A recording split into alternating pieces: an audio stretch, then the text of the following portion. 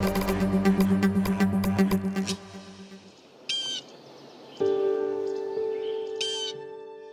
want people to know that Rhonda wasn't just beautiful.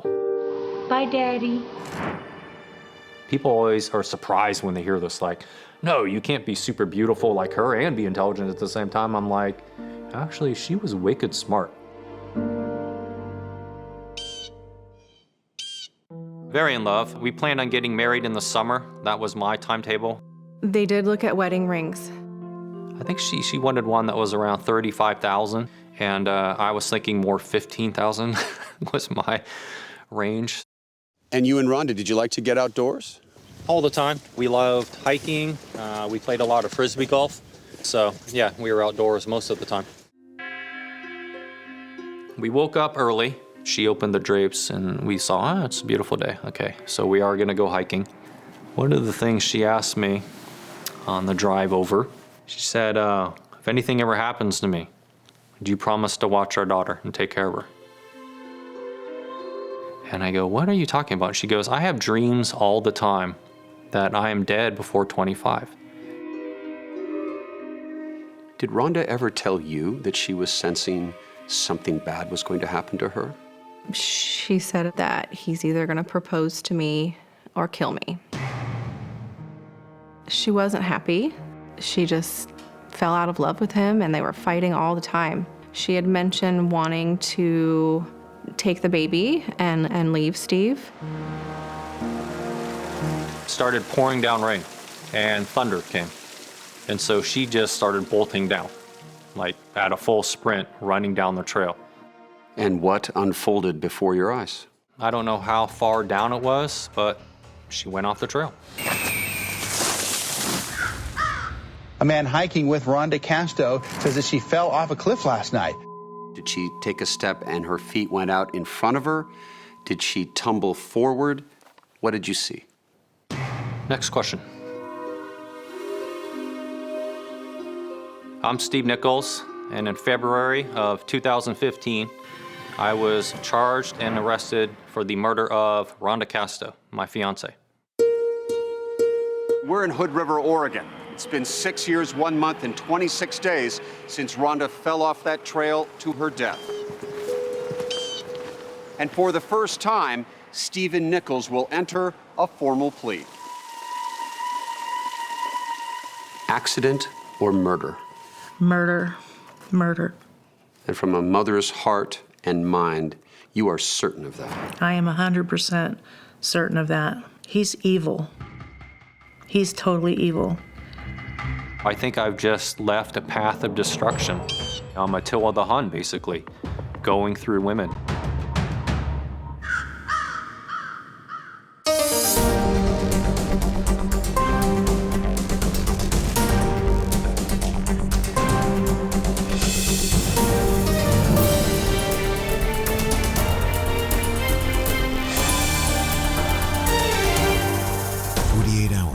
Mystery at Eagle Creek.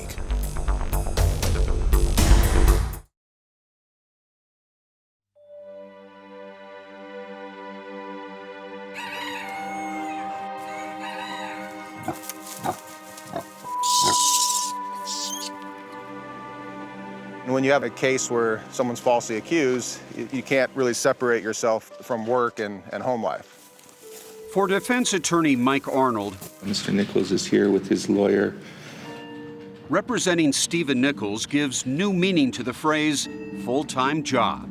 You know, while I'd prefer to be coming home doing farm chores and listening to wildlife, instead I'll be thinking about my closing argument or what the next step of the case is. We are on the record in Hood River County, state of Oregon versus Stephen Wagner Nichols. Nichols was arrested for murder in February 2015, accused of pushing his girlfriend, Rhonda Casto, off this trail in Oregon 6 years earlier. To that charge, what's your plea? Not guilty. Bail was set at $2 million. Nichols would spend the next 14 months in jail awaiting trial. I try to just take it one day at a time. I read a lot, and I play chess. But really, when it comes down to it, I miss my daughter. So that's the hardest part.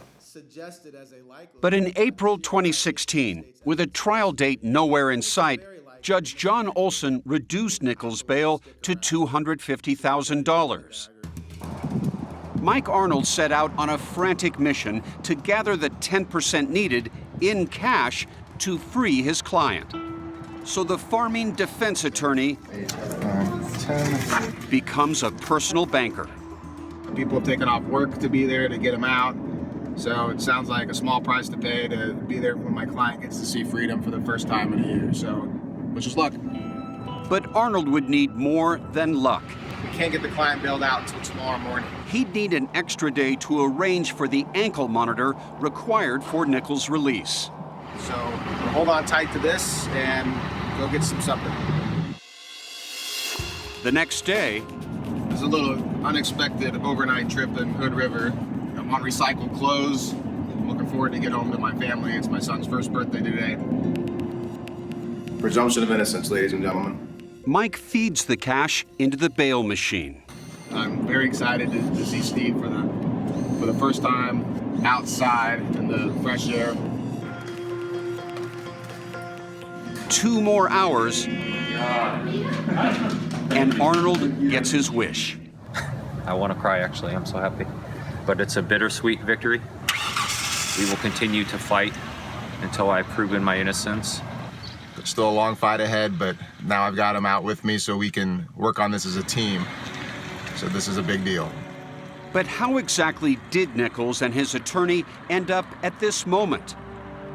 It all started 11 years earlier when a stunning 20-year-old woman knocked on Nichols' bedroom door at his home just outside Portland, Oregon. Then I turn around and I look at her and my tongue pretty much hit the floor.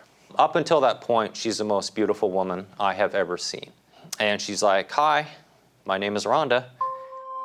In 2005, Nichols, who is 10 years older than Rhonda and recently divorced, was working as a day trader. I had a 3-bedroom condo and the other 2 rooms were just empty.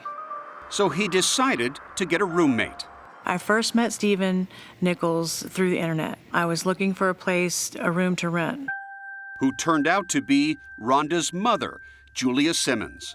He can be very charming and, somebody that's really nice. Rhonda's best friend, Jessica Colburn, wasn't surprised Stephen was instantly attracted to Rhonda, who was an aspiring model. Tell me about this. That was part of her modeling portfolio. I just love it because she just looks amazing in all of those pictures. Everything about her was impressive, and I just immediately fell in love with her. And what were you sensing from Rhonda? I felt she was into me too. I could tell that she valued intelligence, and I've always thought that that's one of my strongest assets. I think she was attracted not so much to his looks, but to his what he had, his condo, his money, his status. Soon, Rhonda joined her mother, Julia, in the condo, not as a roommate, but as Stephen's girlfriend. Rhonda's younger sister, Tessa, was just 9 years old at the time. When I first met Steve, he was really fun because I was a little girl. He was playful, 3 years into their relationship, Rhonda and Nichols, living together but not married, became parents. Your daddy no pillow? Me got this for you. Did you see her face? She's all, oh. When our daughter was born, it meant everything to her. She became the focus and the center of her life. I loved having a niece. I was always over there, and she loved playing with jewelry just like Rhonda did. She's just like her mama. She loves jewelry. Rhonda loved being a mom, but hoped to restart her modeling career. She had gained quite a bit of weight from having our daughter. She was the heaviest she had ever been, and she felt really disgusting. So Stephen says the couple came up with an adventurous plan to lose weight. We made it a pact that we would hike 20 or 25 of the top trails in Oregon. We'll just start crossing them off the list. But Jessica says Rhonda told her about only one planned hike. She was so happy that he was finally planning something. In all the years they had been together, he had never put any effort into planning anything for her. Including those plans to get married. The proposal never happened. Things were tough after the baby was born. He wasn't around as much. I think she held on for longer for the sake of the baby. Daddy, gonna open it for you? Jessica says Rhonda had grown unhappy and that the relationship had taken a dangerous turn. She told me that he had, in the recent months, been physically abusive to her. But Nichols claims just the opposite was true. We wouldn't argue at all. We were spending a lot of time together. So I would think that would be the closest we ever were. So when Stephen is telling us that they were planning their future together and everything was great and it was a lovey-dovey relationship, is he lying to me? He's absolutely lying to you. I've witnessed their fights. I was on the phone a couple of times when they were in a physical fight, actually. And Julia claims Rhonda made a chilling statement to her just before the hike. She said he's either going to give me a ring or he's going to throw me off a cliff.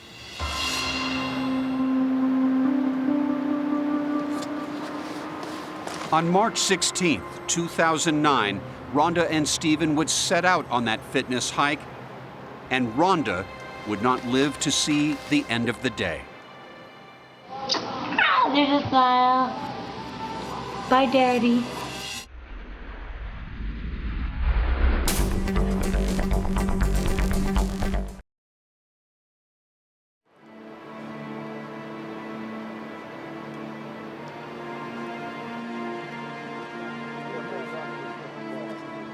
This is probably the most hiked area in the Columbia River Gorge for several reasons. One, the sheer beauty of the hike. 3 months after Stephen Nichols' arrest in 2015, his attorney, Mike Arnold, took his own investigative team up the Eagle Creek Trail, where he believes Rhonda Casto slipped and fell to her death. Inclement weather hits and disaster happens. Between the physical evidence and the science, there won't be much dispute about this being a tragic accident on a dangerous trail. Stephen Nichols says this is how the tragedy unfolded. They are heading down the trail. Rhonda was in a great mood, and jokingly, she put a towel around her shoulders and was calling herself Supergirl. She broke into a run. And according to Nichols, at this very point, she slipped on the wet path and fell more than 150 feet to her death. That was his story in 2015. I'm not going to comment on that. When Nichols was forbidden by his attorney from discussing details of Rhonda's deadly fall with 48 Hours. Until now, his only account was the one he gave to police the day of the tragedy. Again, something I'm not going to comment on. But in 2017, Stephen Nichols broke that silence. Either I pushed her, she jumped of her own accord, or she slipped. He sat down and spoke to us about the day Rhonda Casto died. Let's get in that time machine and go back to March 16th, 2009. We woke up early. Stephen says Rhonda seemed focused on the future as they drove to Eagle Creek Trail. She says, I desperately need to lose weight because they want to use me as the Maria Sharapova look-alike model. And I'm like, yeah, you really do look like her. But then Nichols claims Rhonda asked him a startling question, completely out of the blue. She said, if anything ever happens to me, do you promise to watch our daughter and take care of her? And I said, of course. Stephen says the question unnerved him, especially since 3 months earlier, he claims Rhonda had demanded he buy life insurance. She was adamant about it. I said, why do you want this life insurance? And she goes, because I want to leave our daughter something in case I die. So both Stephen and Rhonda had each taken out a $1 million policy on the other. He planned the whole thing. It was premeditated, the whole thing. Rhonda's mother doesn't believe a word of Nichols' story, saying the insurance was all his idea and that Nichols, the day trader, had an ulterior motive. He had lost a bunch of money the year before. He lost like $250,000. Is the insurance, and then 4 months later, she's dead. The couple got to the trailhead, where Rhonda snapped this photo of Steve, later found on her cell phone. The weather was excellent, actually. But Steven says Rhonda was acting strangely. I asked her, "Are you okay hiking on this trail?" And she goes, "I used to come up here with a bottle of vodka and a bag of weed." She goes, "I'll be fine." So I said, okay. They hiked up a few miles. I remember we kissed for a little bit. I remember she wanted to have sex. And I said, no. Like, I'm very prim and proper. I didn't want to do that.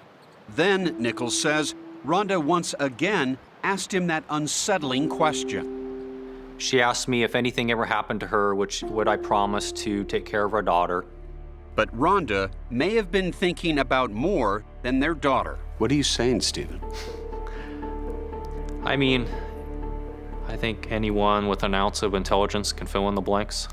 You would have to look into how many times in her past she committed suicide. Attempted suicide. Yeah, of course, attempted. I mean, Nichols says Rhonda was depressed, and shockingly, that she had tried to take her own life at least 3 times before he even met her. She's never attempted suicide, never. He's lying. But you know what? People that have to make up lies are, you can obviously tell that they're guilty. And there's more. Nichols claims that Rhonda had long struggled with a serious drug problem. she's never been off drugs since the age of 12. What kind of drugs? Everything, everything. Alcohol, cocaine? All of them. Marijuana? Crystal meth? All of them. Heroin. But Rhonda's autopsy would show that she only had traces of marijuana as well as prescription drugs for anxiety and depression in her system. Jessica Colburn says Rhonda did suffer from postpartum depression. She was in therapy, and that's why she was on the prescription medications. Nichols says they didn't linger on the trail for long. And who decides, hey, let's head back? It was decided by the weather. It started pouring down rain, and thunder came. And so she just started bolting down, like at a full sprint, running down the trail. Now, I've been on that trail. It's a narrow trail. It is very narrow. Did you yell at her, hey, what are you doing? Stop, walk. We're walking down. I don't think I screamed anything at her. Nichols says the steep trail became slick. I hugged the right wall pretty much on the way down. This is cascading rain. Like you can actually just see the water flowing down the trail. And so, take me to the time of the fall. What do you remember? That part I'm not going to take you through because she did fall off. And I can say I had absolutely nothing to do, either directly or indirectly, with her falling off. But what Nichols seems to be suggesting to 48 Hours is that Rhonda may have chosen to go off that cliff. Did she tumble forward? What did you see? Next question. Was there a large skid mark on the path where she had slipped and went off? No, there's just a footprint. Just a footprint. Mm-hmm. Steve, look at me. What you're saying is she jumped. She was going down at almost a run pace. There's a single footprint, you're telling me, at the edge of the cliff, and she goes over. That's a jump.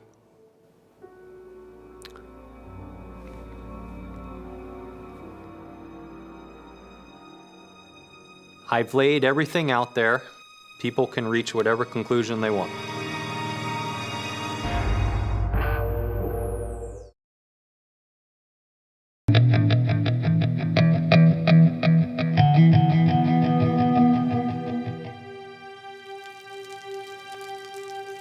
While not saying it in so many words, she did fall off, and I can say I had absolutely nothing to do, either directly or indirectly, with her falling off. Stephen Nichols' mind games. There's definitely a lot more to the story, but I'm not going to say it, so. Manage to drop a bombshell. Well, you've led me down a path to believe this was a suicide. And I don't think you can look me in the eye and say, well, Peter, you're wrong. Can you? No.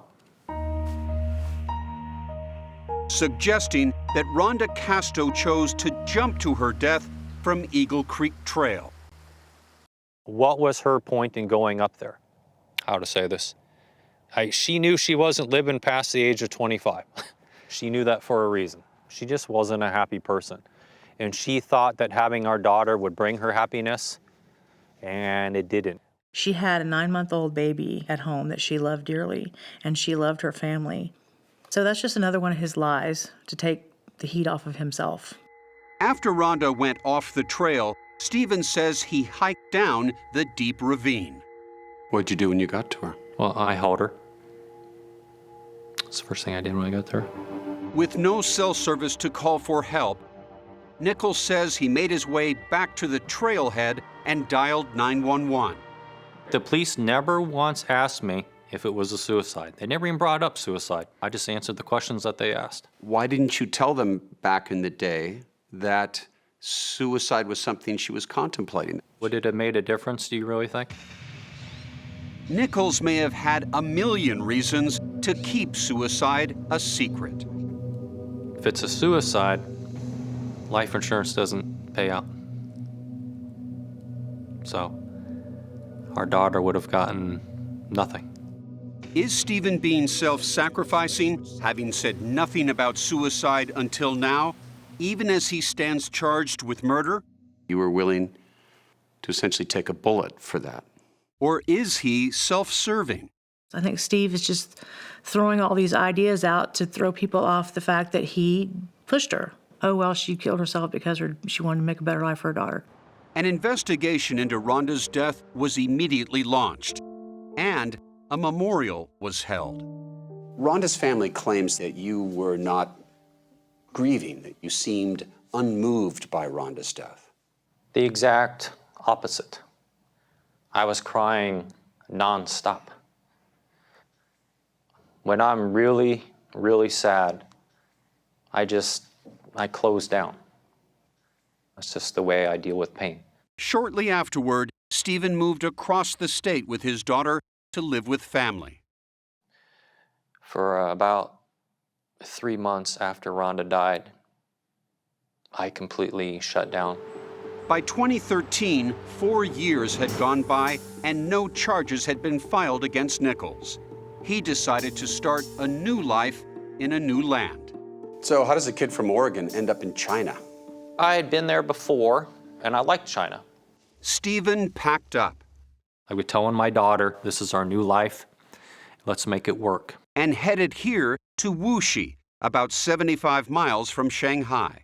I decided when I got to China, this is a whole fresh start. And I was like, America, all the past. Stephen got a job teaching English to Chinese businessmen. My daughter was absolutely thriving.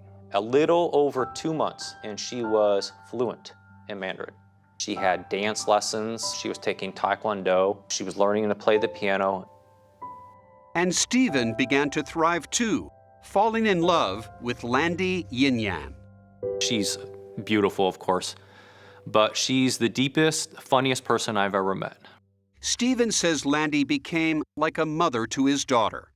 And I can say this with being with so many American women, Chinese women, all-inclusive, are better partners. It sounds so insulting to American women, but they make better partners. They make better wives. And so Stephen decided to make Landy his wife after a year of dating. I had actually proposed to her right before I came back to America.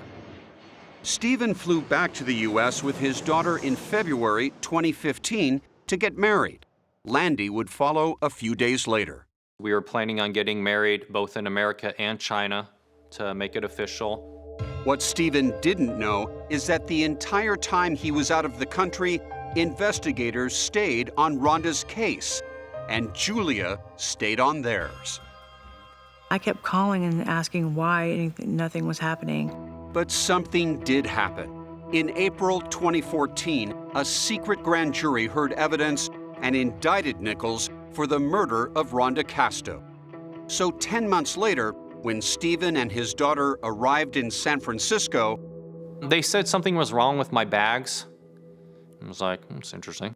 Instead of catching his connecting flight to Oregon, Stephen says authorities separated him from his daughter. I'm like, what is going on here? Something's fishy. And then, yeah, that's when they arrested me. And I could hear my daughter in the other room crying, and she goes, I want to be back with my dad. Stephen would be extradited to Oregon, and his daughter would be sent to live with Rhonda's family. So I was shocked. It's one of those things where you think you're in a dream and you're going to wake up at any time. I'm like, okay, I'm going to wake up in China. Yeah, my daughter will be nudging me. I'll be back to normal, but that never happens.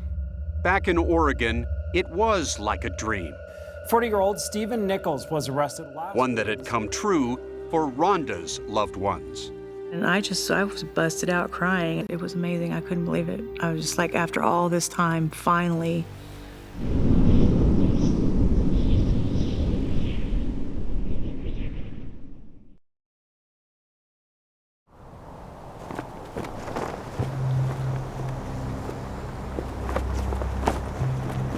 We are on the record in State of Oregon versus Stephen Nichols. For months following his February 2015 arrest for murder, when you're ready, Mr. Arnold. Stephen Nichols faced pre-trial hearings on a slew of issues, from evidence to motive. The state is present, represented by Carrie Rasmussen. Including whether there should even be a trial, since the defense considers Rhonda Casto's death an accident. Both sides called witnesses. Was this immediately investigated as a murder? No. And when did it become a homicide investigation as opposed to an accidental fall? Pretty much the next morning. I can tell that based on the injuries that she has, she landed predominantly on her legs and her pelvis. Medical examiner and forensic pathologist Dr. Christopher Young says Rhonda's injuries were mostly below the waist. The pelvis was essentially shattered. The defense argues the location of her injuries indicate Rhonda left the trail feet first, not tumbling head over heels from a push. It's a theory that could support Nichols' new suggestion of suicide. When you look at the relationship that the defendant then had with Rhonda Casto, and at the notes from a therapist Rhonda had been seeing reveal she was depressed but not suicidal from her relationship with Stephen, which she described as loveless. What the state has to prove in this case is that the defendant did a criminal act. Prosecutors hope the judge will allow them to tell jurors about some bad acts in Stephen Nichols' troubled past at his upcoming murder trial. It's something that obviously is titillating and interesting. The first one, a shocking love triangle involving another of Rhonda's younger sisters, Melanie, that may have provided a motive for murder. Do you believe that Stephen was in love with Melanie? Yes, I do. Jessica says Rhonda learned that Stephen was having sex with Melanie. And did Rhonda ever tell you how young her sister was when she first had sex with Stephen? She was 15. 15 years old. Yes. In fact, just after his arrest for murder, Stephen was indicted on 2 counts of third-degree rape and 3 counts of third-degree sodomy for allegedly having sexual relations with an underage Melanie back in 2005. He did rape my daughter, and I didn't want to believe it. In October 2016, while awaiting his murder trial, you agreed to plead guilty to 2 counts of sexual abuse with Melanie Casto. And you signed your name under this statement. I had sexual intercourse with Melanie Casto twice. Stephen insists his admission was false. Did you have sex with her? No. I'm like, well, can I take a plea and then just say, obviously it never happened? And I was told later, nope. In order to pass the sex offender treatment, you have to admit that. Even though he'd be a registered sex offender, the law would allow Stephen to still fight and regain custody of his daughter, who is in the care of the state. I became desperate. I wanted my daughter back. You'll be amazed at what you're willing to sign to stay out of prison. But investigators believe there really was a relationship between Stephen and Melanie, one that continued on and off for 4 years, right up to that fateful last hike. Just a few hours before her death, Rhonda, who had learned of the affair, sent this text to her sister. I don't know what to say besides he's a piece of He used you to hurt me. I won't let him screw us up again. When you need me, I am waiting. This Rhonda sounds like somebody that doesn't care much at all about you. She's angry with you. Does sound like she's angry. I have no idea why she sent those. But Julia says she knows why. She loved her sister, and she knew that Steve was trying to drive a wedge between them. And I guess she figured it all out and realized what he was doing. On the night of Rhonda Casto's death, the defendant didn't run to where his daughter was, didn't run to his parents. The first person to whom he went was Melanie Casto. And it's not the only allegation Nichols has faced involving a minor. Less than 6 months after Rhonda's death, he was charged with 5 counts of sex abuse for allegedly touching a 13-year-old girl on the buttocks. He claims that didn't happen, but something else did.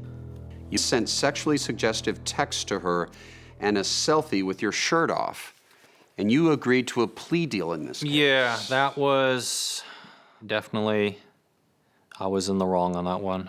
In terms of sending the photo, that was... No kidding. Yeah. That's terrible. It's disgusting. It is. Nichols pleaded guilty to 1 count of sexual harassment. I have been emotionally abusive at times to people, but I've never physically hurt anyone. Prosecutors don't agree and want a jury to see this picture taken by Rhonda showing red marks left from an alleged physical encounter with Nichols. Right before they went on their hike, they had a little scuffle on the stairs, and he put some bruises on her back, and she took pictures of them in the mirror. And there are allegations of another physical assault of a woman with eerie similarities to what Nichols stands accused of now. Allegations made by his ex-wife. He did try to push his wife over a balcony in China. In November 2003, Stephen was still married to his ex, an American woman, and living in China for the first time when his spouse accused him of trying to suffocate her and throw her over the railing of their 8th floor apartment. We were both holding onto each other's clothing, and we were both yelling. Nichols denies the claim and was not charged with the crime in China, but Oregon court documents show a witness confirmed Nichols' ex-wife's account. As Nichols awaits trial in the death of Rhonda Casto, he has some pleasant distraction. My Chinese fiance, Landy, is arriving here in about an hour. I'm nervous. I'm excited. Visits from his fiance. Hello. Today I had my first court appearance. The case was involving my daughter. At our request, Stephen Nichols has kept a video diary while out on bail. Blue sky, many big trees. Including Landy hiking to that fateful spot on Eagle Creek Trail. Very beautiful, but a little dangerous. And on the eve of his trial, we're at the top of Spencer Butte in Eugene. Love the hike. This is one of the happiest days of my life. A defiant Nichols is convinced there will be many more happy days ahead. I had nothing to do with Rhonda Casto's death.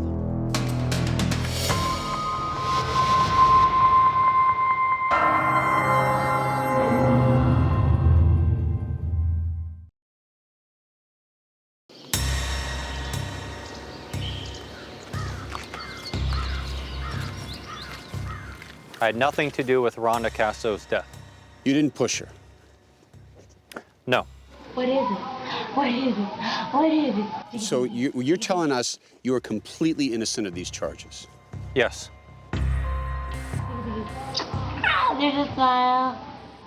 In May 2017, following several hearings about what evidence could be used against Stephen Nichols, which would include his plea to having sex with Melanie, it looked like his true day in court was finally on the horizon.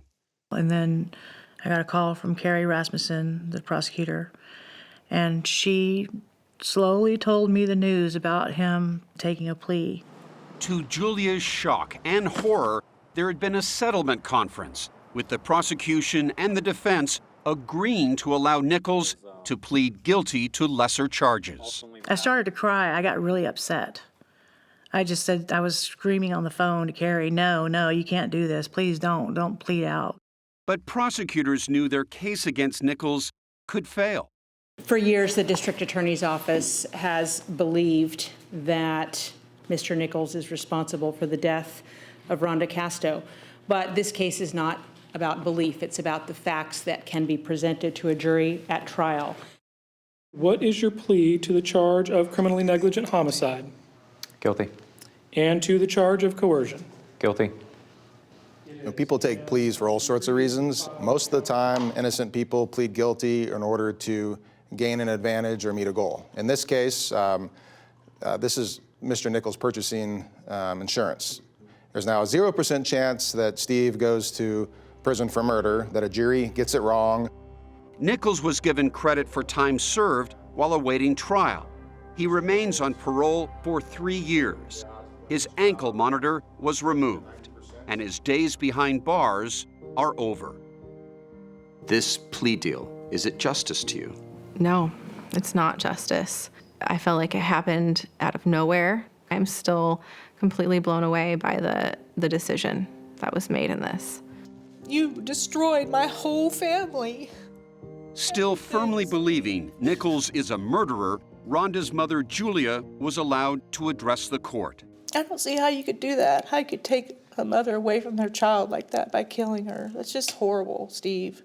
I'll just bide my time and wait until you screw up or when you die, because I know you're going to go to hell for what you did. Nichols claims he took the deal for just one reason. Time was running out to regain custody of his daughter. If I waited over a year to go to trial, I probably had a 0% chance. There's some problems with the juvenile court system that the longer you wait, the harder it is to get a child returned to parent. But having now admitted to inappropriate behavior with a 13-year-old girl, pleading to having sex with Rhonda's underage sister, and playing a role in Rhonda's death, Nichols' chances of regaining custody of his daughter are in jeopardy. I think I've just left a path of destruction. I'm Attila the Hun, basically, going through women. Unable to leave Oregon until his parole expires in 2020, Stephen broke up with his fiancée, who had returned to China. I'm alone about 99% of the time. I never go out. I have nobody. Then, for the second time in our 48 Hours interview, Nichols brings up the topic of suicide.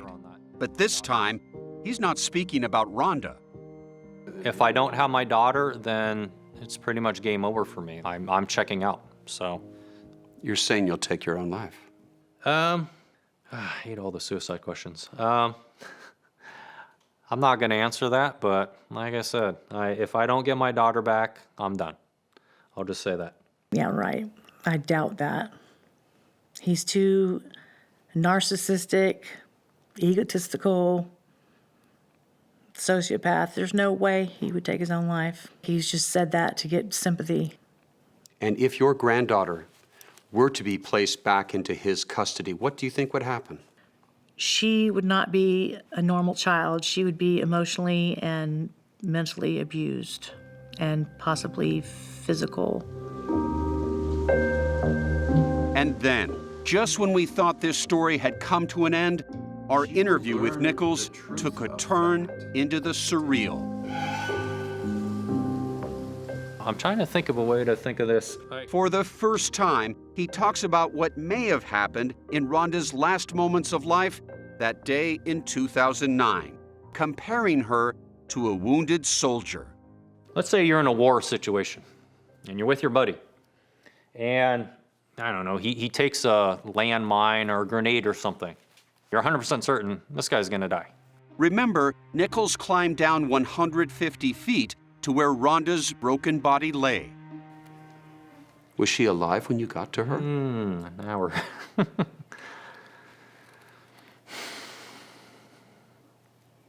And that's the part I'm not going into. Is Stephen Nichols about to admit something? Did you put Rhonda out of misery that day? Let me ask you, if you shoot your war buddy because you see how much pain he's in, is that murder? What do you say? I say no, of course not. So to me, that's a justified, I don't want to say homicide, but I mean, technically it is homicide, but it's justified as of that point. You are putting someone out of their misery that essentially has zero chance of survival. And is that what you did? That's, of course, that's not what I'm saying. I'm just saying. Well, you brought this up. You brought up this whole... It seems a dangerous word game. Nichols stood on the cliff's edge, then took a step back. A final twist in a tragedy where only Nichols knows the real ending. It's all hypothetical, because I'm telling people, you know, think outside the box. Like, there's always other options there.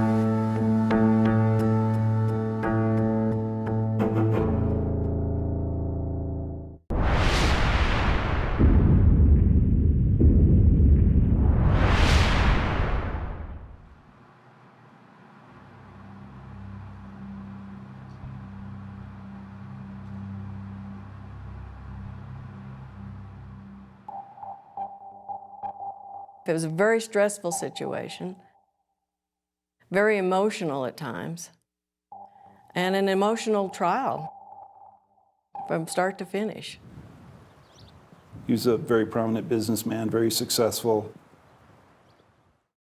Generally, to get in that kind of a position, you have a pretty big ego.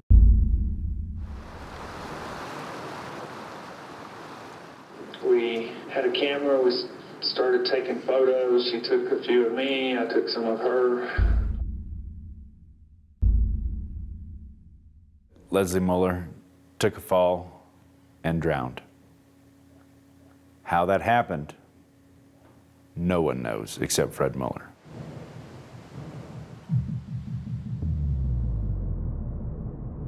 You cannot fall that far without serious, serious injuries.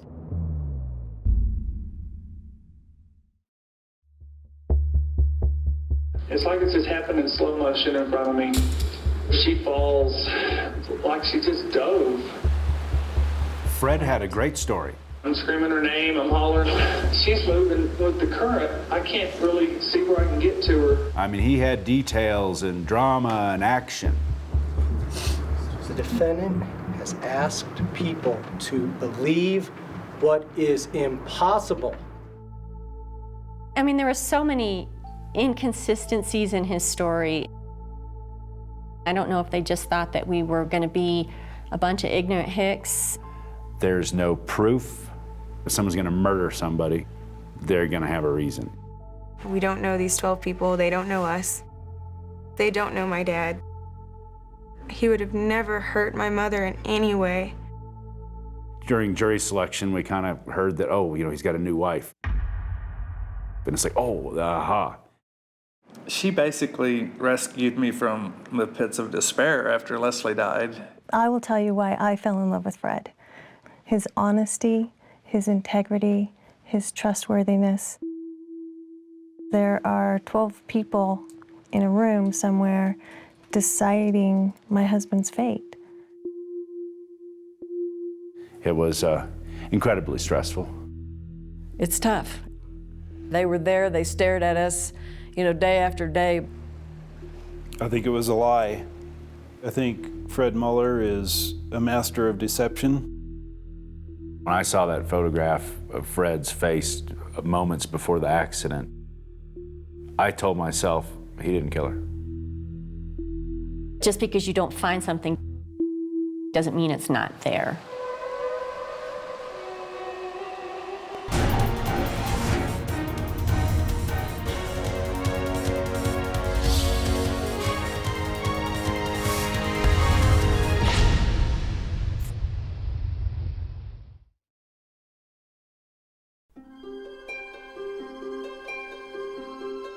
Amid the majestic mountains of Colorado and the landscapes surrounding the family vacation house, Leslie Muller found her sanctuary. It was a beautiful house with some beautiful land around it.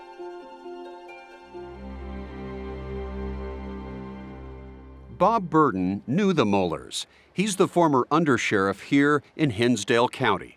The people in town would talk about her and how excited she was when she was up here and how exuberant, and she loved to take advantage of everything that was up here. Leslie came here to the town of Lake City each summer to ride horses and at Christmas to ski. With Fred, her husband of 27 years, and their 3 children, Alex, entering the Naval Academy, Ariel, working for a Dallas bank, and Amanda, who works in the oil and gas industry. Fred and Leslie had married young. He was 19 and she was 20. A deeply religious woman, she became a pioneering doctor in their hometown of San Angelo, Texas, the first female OBGYN in the area. They were very, very affectionate to each other. They were the type of couple that you kind of feel uncomfortable because they're all over each other. Even on the rare occasions they didn't see eye to eye, the disagreements didn't last, says daughter Ariel. And that's why they had such a great marriage, because they never harbored any grudges against each other. The Mullers seemed to have it all. 3 successful children, a big home in San Angelo, Texas, filled with a lifetime of family memories. And Fred owns a thriving metals business in town. They are a proud family, going back generations in the community. But what happened here in the deep mountain woods on May 3rd, 2008, in this creek filled with rushing water, changed their lives forever. That Saturday started out happily. It was a wonderful day. We basically spent the whole day, us 3 together. They went to church. Afterwards, Fred and Alex did some work around the house. And then, Fred and Leslie decided to go for a hike. They were urging me to come along with them. Your dad too? Yes, both. And they were even pressing me, saying, well, come on, it'll be fun. We'll see the waterfall. And at that point, I was pretty wore out, because, I mean, I worked all morning, and so they decided to just make it a date. That date would soon take a tragic turn. Burden was one of the first law enforcement officers on the scene, and Muller described to him what had happened. You can hear the creek in the distance. We're getting closer and closer. Fred led us right down to the edge of Cottonwood Creek. Beautiful waterfall down here. And said he was coming down here with his wife to start taking pictures. Just to this ledge. A little treacherous here, isn't it? The waterfall in the background was really the point of interest they had in terms of the picture taking that day. And this particular area would have still had some snow on it, and potentially ice. This is one of the last photos taken of Leslie Muller before Fred says a bizarre turn of events was set in motion. He had her kneel just about where you are. She was holding the dog. Now this is where Fred tells me that as he took the picture. A bird flew by. The blue bird appeared to startle the dog, and that as she was getting up, she suddenly started going backwards. Fred described it himself to police the next day when they interviewed him on audio tape. It's like it just happened in slow motion in front of me, where she falls, just like she just dove and lands on the rocks right by the water. The one he pointed to was that one, there's a little bit of water coming over the top. Right, pretty big size rock. Pretty big size rock. She just did a swan dive, just like head and shoulders, and just slides like mush into the channel. I'm screaming her name, I'm hollering, I don't know what I'm doing. And next thing I know, she's out of sight, and I can't really see where I can get to her. She's just face down in the water, head first going downstream. Leslie's body was found wedged under that tree that you can see behind me that goes across the creek. It's just 50 yards downstream from where Fred said she fell in. Fred says he ran down the mountain trail for help, and rescuers trekked up the river, eventually finding Leslie's body here. It appeared to be a terrible, tragic accident.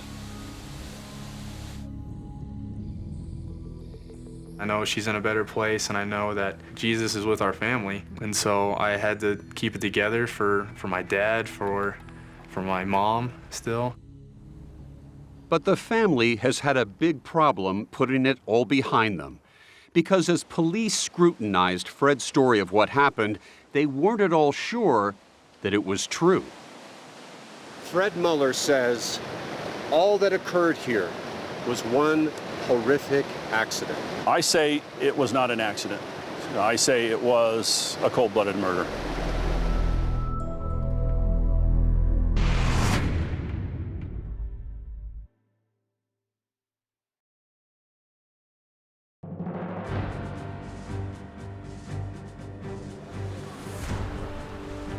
When Leslie Muller's drowned body was found wedged beneath this log in Cottonwood Creek, investigators took Fred Muller at his word. Initially, we had every reason to believe it was an accident. But it wasn't long before Fred's eyewitness account of what happened raised some troubling questions. Each time we would talk to him, the red flags kept being waved. According to Fred, Leslie fell from that cliff about 20 feet, but somehow didn't land in this rocky area that's about 6 foot wide. Instead, she somehow landed out on this boulder and was swept away.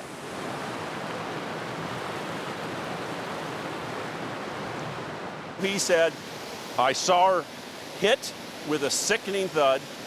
She was motionless. Hitting head first, body first. Shoulder and head. Based on Fred's description, investigators expected to see major injuries to Leslie's body, but her autopsy only added to the mystery. There was a significant absence of any visible injury to any part of the body. You would expect to see broken bones. Which begged the question, had Leslie really fallen from that cliff? Burden says the more Fred spoke, I didn't do anything, and I'm not at all afraid of the truth. the more his story sounded rehearsed. He hit me as if he was reading from a recited script. He spontaneously said, you know, I don't have any reason to kill my wife. I don't have any motive. I don't have a girlfriend. We love each other very much. In fact, he told me they even had sex that day. He was answering a question that hadn't even been asked. Hadn't been asked in advance of that. He just blurted that out. Burden says Fred could suddenly become defensive, like when he started talking about family insurance policies. We had a big insurance policy on the two of us. It was strictly for inheritance. So what in the world would it have been a benefit to me for? The reality is, there was no reason for my wife to die that benefited me. No monetary benefit. There are moments, Burden says, when Fred did sound like a man coping with the death of his wife. I've already had the worst thing I can think of in the world happen to me, and I just want to go home. But it was what Burden saw on Fred's face, these scratches, that added to his growing belief that a crime had taken place. His explanation was that there were some bushes that probably scratched him. First of all, there weren't a lot of bushes there, and the type of scratches you normally get from bushes are totally inconsistent with the marks on his face. Burden wondered, could Leslie have scratched Fred's face? And then, this clue. These glasses that turned out to be Fred's, found just 15 feet from where Leslie had reportedly fallen. I, at this point, had no idea whose glasses they were. They were broken, and when an officer asked if he was missing his glasses, Fred turned defensive once again. What's bull? You know, you're asking me how many times a day did I have sex, but you won't tell me if you found any damn glasses. Well, we did find some glasses. We don't know that they're yours. It's that kind of crap that makes me think that you're not believing a word I'm telling you. I'm just sticking my head in a noose. No, I didn't do anything. It got so combative. At one point on the record, he said, if you didn't have a badge and gun, I'd beat the out of you. That kind of shocked me. And he, at that point, raised maybe he should be getting an attorney. And what did that suggest to you? At that moment, I felt that we had a criminal homicide. Burden developed a theory of what happened on May 3rd, 2008. The scenario that I put together is that when the picture was being taken, what was allegedly the last picture, before she fell in, he had gone forward towards her and tried to push her in. According to Burden's theory, Leslie was fighting for her life. I'm thinking at that point, the scuffle continued in which the glasses were ripped off and left pretty much where that rock is. This is when Burden believes Leslie scratched Fred. I believe at that moment, she was able to break away, gain 1-2 seconds maybe. She fled down a path that paralleled the creek. Burden speculates that Fred chased after her. He was probably 1 to 2 seconds behind her, and she ended up jumping into here. And just right behind her was the husband. He jumps in too and drowns her in this pool area right below us and takes her body and just lodges it under that tree where the body was found. What motive would Fred possibly have had to kill his wife? In many cases, the motive is not as clear as one would hope. What I believe in this case is that he was tired of her. I don't think he hated her. I just believe he was tired of her. Not a very strong motive for murder. And that was one big problem for police trying to prove their suspicions. Fred's family says there's no motive because there's no murder. There's not a doubt in my mind that he did not kill my mother. It was an accident. And police didn't have enough evidence to charge him with a crime, so they let Fred resume his life. For a while.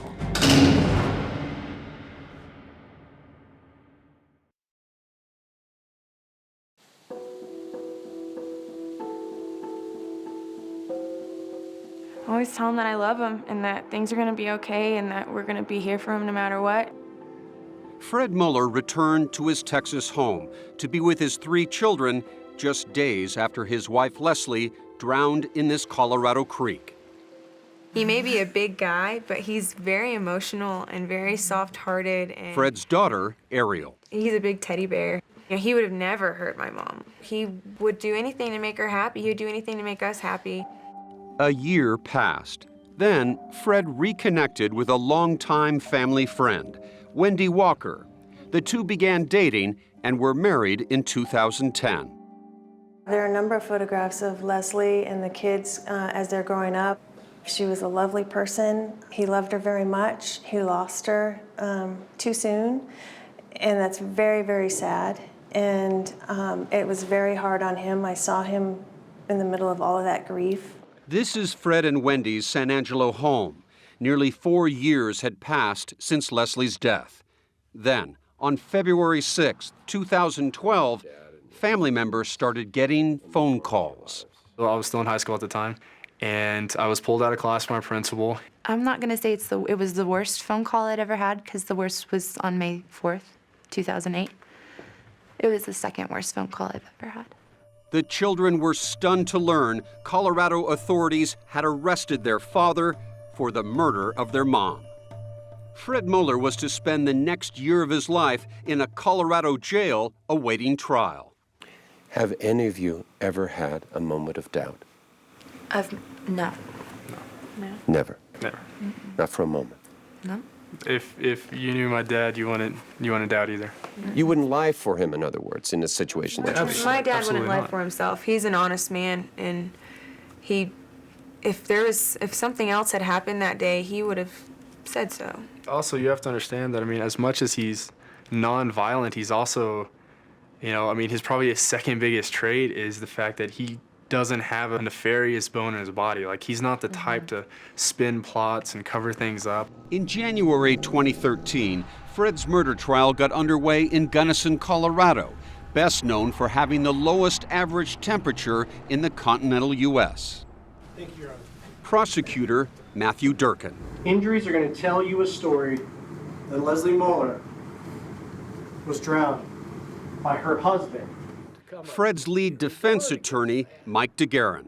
Don't be tricked into the situation where the prosecution says we really don't know how it happened. You can't guess somebody into the penitentiary in the United States. You can't speculate. You're not to come up with a theory. Guard against that.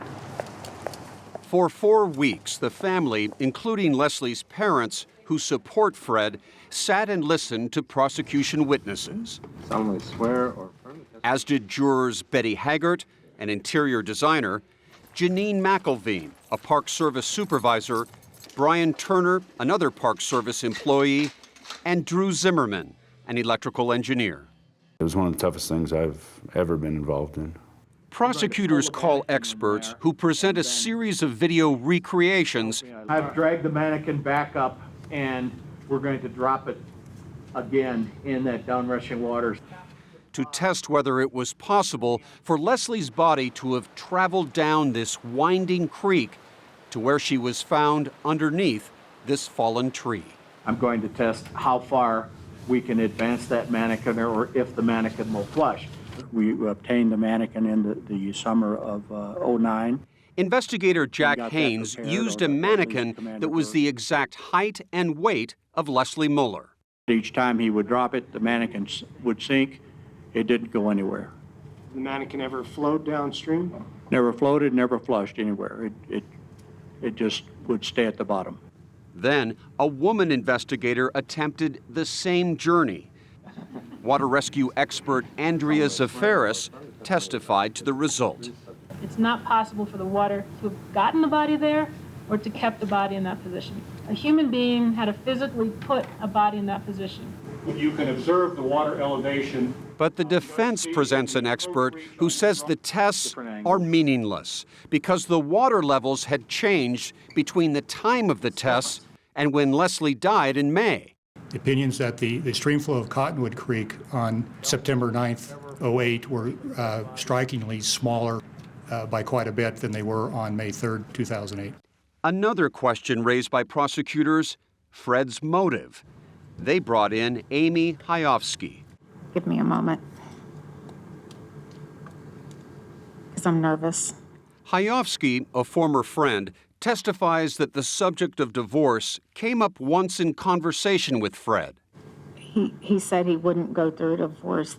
He wouldn't allow a woman to dictate when he could or could not see his children. What you want to do is you want to be able to say, well, that's not true. You want to be able to defend him. And you basically have to just sit there and watch him be attacked. He'd wished he'd met Leslie later in life so that he had got to sow his oats. Jurors weren't sure what to make of that. She was very, very Catholic and probably would not grant a divorce or not even agree to it. So there could have been some type of motive in that. I wasn't presented a motive other than, oh, he was tired of being married, when he had neighbors saying they'd see him walk hand in hand. No motive was huge for me. Dr. Jeff Kalina. In their case, the defense brings in Dr. Jeff Kalina, a veteran emergency room physician. Ready? His task, to explain why, after a 20-foot fall, Leslie's body had no major injuries. Kalina testified that he treated even more serious accident victims. But they got propelled out of the car window and yet may not have any significant injury based on how they landed or whatnot. That's very rare. I've seen it. Solemnly swear. The defense also calls Werner Spitz, a nationally known coroner who has studied Leslie's autopsy report. What's your opinion as to the manner of death for Dr. Mueller? Accident? Yes, I believe it was an accident. Homicide? I do not believe it was a homicide. Janine, what do you think of Fred's story? As soon as the trial ended, I was pretty firmly convinced that he had some involvement in her death. As the case goes to the jury, the Muellers are struggling to grasp that it's all come to this. After one tragedy with their mother, they could face a second one with their father. 5 years ago, it was a tragedy. Leslie passed away. The tragedy now, the tragedy today, is ruthlessly coming after an innocent man. And what that's doing, not only to him, but to the rest of the family, this has become a second tragedy.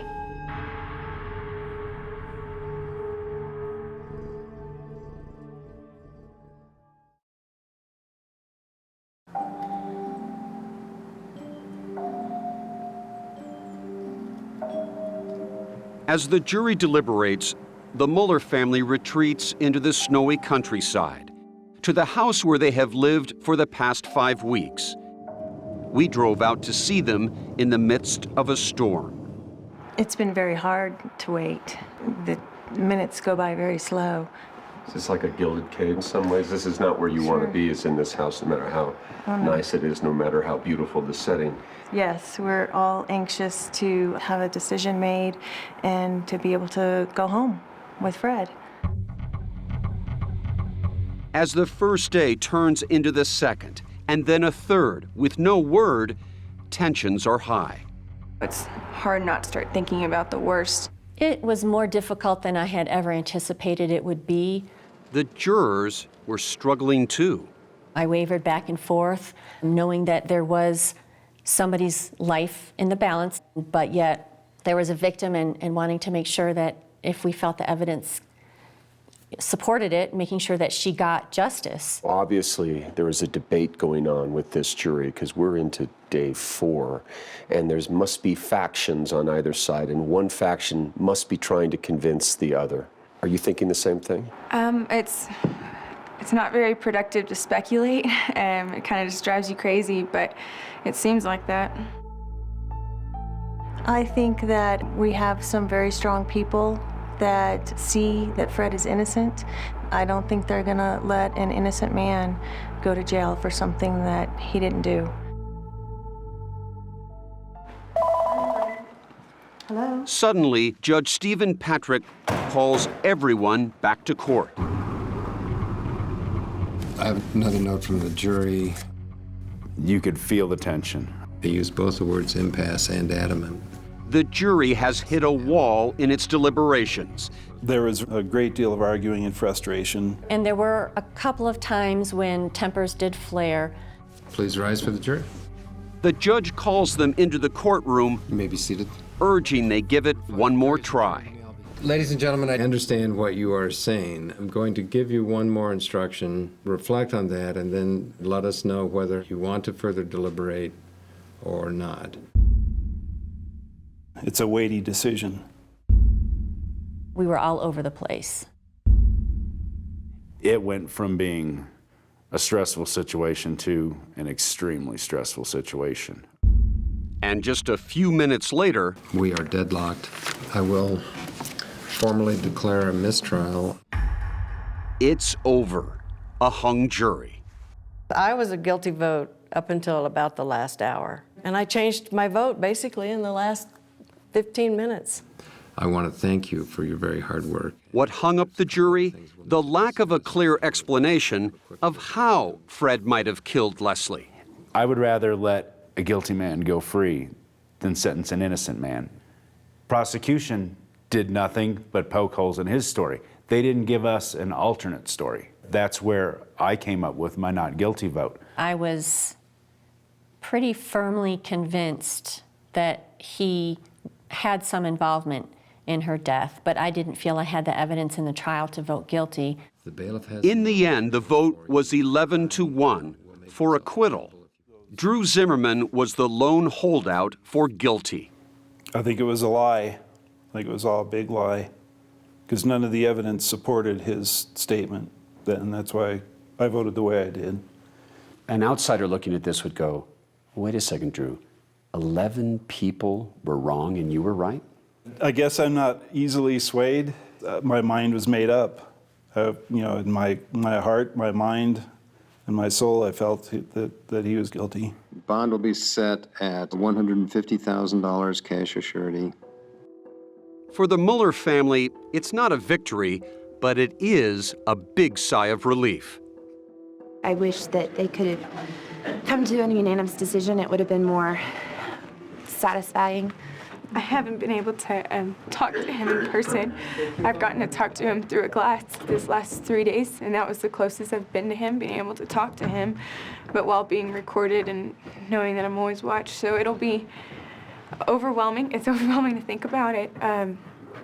I can't wait to be able to finally give him a hug after over a year. I have Fred's wedding ring that I've been wearing around my neck, and I'm waiting for him to come out so we can put it back on his finger. Soon, Fred Mueller will be set free for the first time in a year.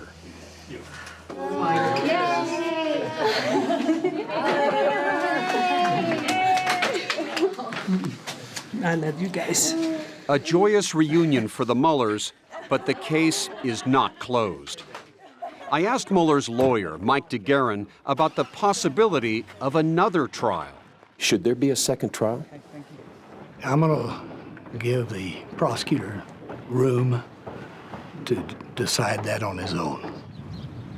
Once we catch the Bob. Fred returns to San Angelo, finally. It's very difficult. I've never been in captivity before. But we'll survive. It's going to make us stronger. I think it already has. The Muellers will need every bit of that strength. 10 days after the first trial ended, prosecutors decide they will retry Fred Mueller.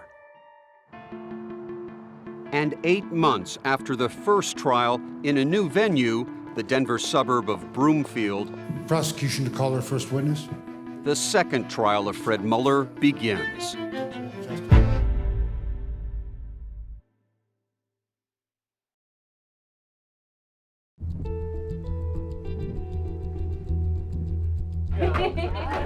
Eight months after a jury could not reach a verdict, Fred Mueller is back in court once again, accused of drowning his wife Leslie 5.5 years ago.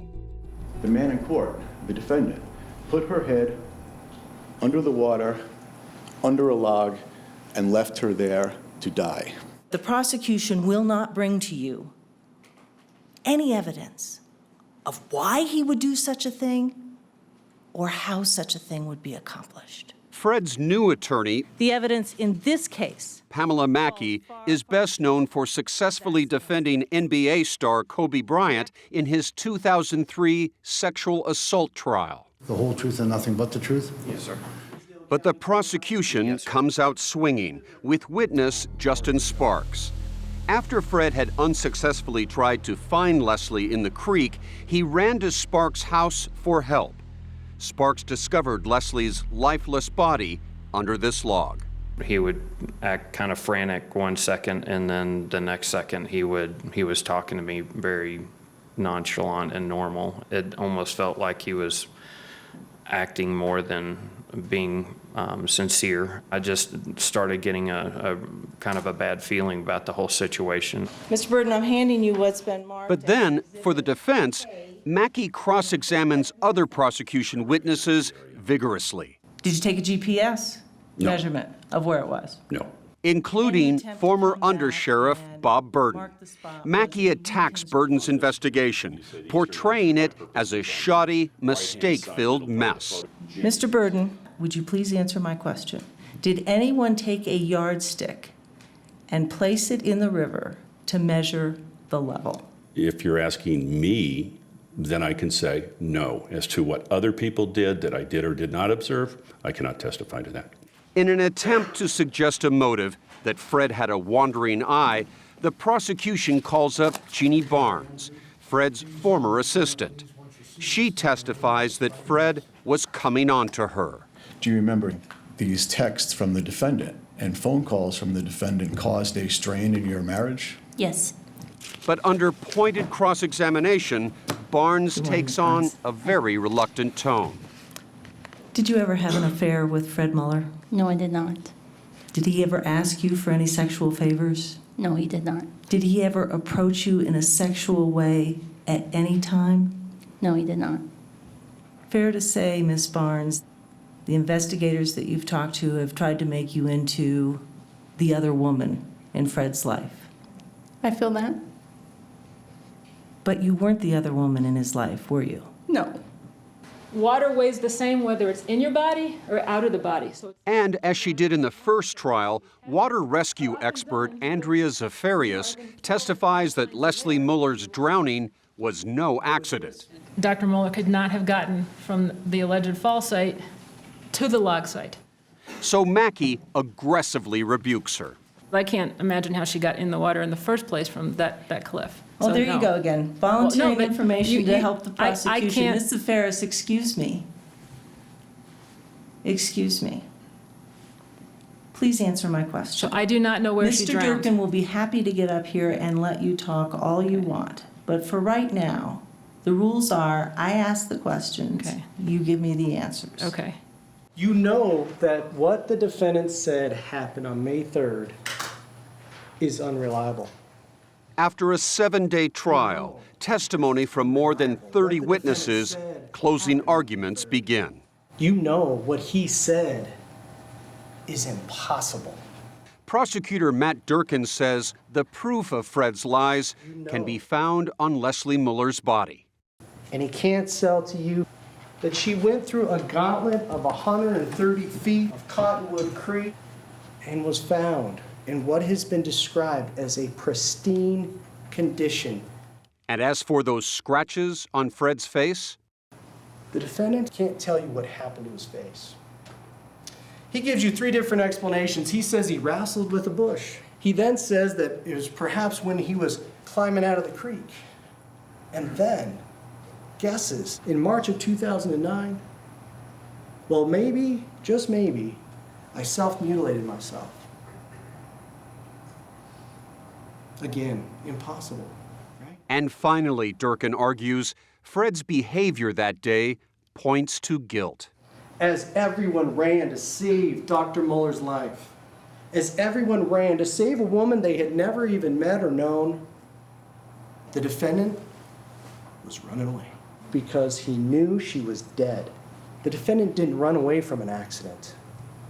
The defendant ran away from a murder. We ask you to find the defendant guilty. Then it's Pamela Mackey's turn. What the prosecution has done is to take the statement of a man who has just experienced the most horrific event of his life, seeing his wife fall and being swept downstream, and for the next 5 years, they have put that statement under a microscope and picked it apart. Mackey suggests it's the prosecution's story that shouldn't be believed. What evidence, hard physical evidence, do they bring to you of how Fred Muller supposedly caused the death of his wife? What evidence have they brought to you that he drowned her? Not theory, not speculation, but hard evidence. Certainly no evidence that he went from this to a homicidal maniac. What's the story? They haven't told you one. And if Leslie had fought for her life, wouldn't her body have shown evidence of a struggle? There are no injuries consistent with a murder caused by drowning. There's no injuries to her neck, her shoulders, her back, indicating that she was held down. Now, what the prosecution relies on is a dissection of Mr. Mueller's description of the events. Is that fair? Is that the quantum of proof upon which to convict a man of murder? Mackey says there is a reason why some of Fred's story is confusing. The human brain, the human memory doesn't work like a video camera, particularly in situations that are traumatic and stressful. And so I ask you, at long last, after 5 long years, to lift the pain and anguish from Fred Mueller, from his family. I ask you to return the only just verdict in this case, a verdict of not guilty. After the jury deliberates 12 hours, over 2 days, the judge comes back with a stunning announcement. Ladies and gentlemen, you have sent me what I will consider to be a final note indicating that you are essentially hopelessly deadlocked and do not believe that you can reach a verdict. Mr. Foreperson, is that correct? That is correct, Your Honor. Okay. Fred can't believe what he just heard.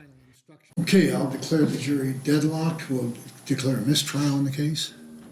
It's happened again, a hung jury. He tries to control his emotions, but is overwhelmed. No, we'll do that. We're going to set a date fairly quickly. Okay. The news seems to knock the wind out of Wendy. When do you want to get The together? jury split, 8 guilty, 4 not guilty. But Fred Mueller's recurring nightmare wasn't over. Now he could face a 3rd trial for the murder of his wife, Leslie. Just 2 months later, a stunning announcement from the prosecution. With no new evidence to present, they felt that a unanimous verdict was unlikely. So there would be no 3rd trial, no chance for a conviction, but no chance for vindication either. The Muellers told us they were sorely disappointed Fred didn't get the full acquittal they say he deserves.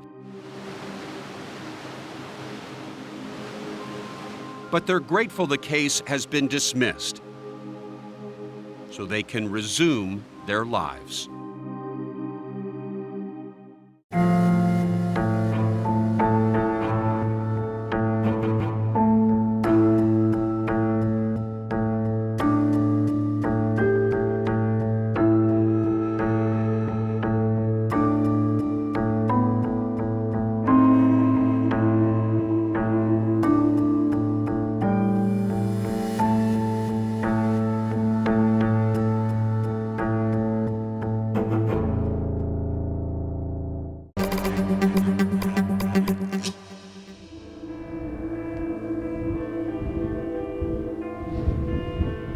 What's the address, the emergency?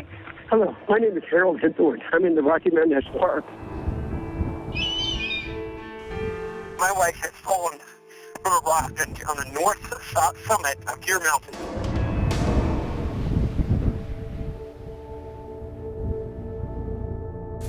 And I have a series of texts from my brother-in-law, Harold Hinthorn, regarding my sister, Tony Hinthorn. This says, Barry, urgent. Tony is injured. Fall from rock. She has been in a critical accident. Falls off of a ledge 140 feet. And she does die there on the mountain that night. Being the big brother and supposed to take care of your sister, you can't do it. It's a bad feeling. I needed to be there for my sister, and I couldn't. Tony Hinthorn died in Rocky Mountain National Park in 2012 in a fall. It's not that unusual at all that people die in falls in the Rocky Mountains. I'm now at 9,354 feet and counting. Take a look at this. Talk about rugged terrain. This is crazy. Since we first brought you this story, new evidence, some right here on the mountain. And that's just the beginning. What's unusual is that in this case, it happened with a guy whose first wife died in such a freak accident 17 years earlier. Her name is Lynn Henthorn. A close-up. I thought Harold was a great guy, very charming. I thought, this is good. My sister needs a good man like this. Lynn and Harold, they'd been on a drive late at night. They had stopped to fix a soft tire, not even a flat tire. And what were you told? How had your sister died? That she'd been crushed under a car, changing a tire. We all were shocked at the bizarreness, but the police ruled it an accident. There are so many similarities in these two deaths. Both occurred in very remote locations in Colorado. In both cases, Harold Henthorn is the only witness. This is either the unluckiest guy in the world whose two wives have died under freakish, unusual circumstances, or it could be murder.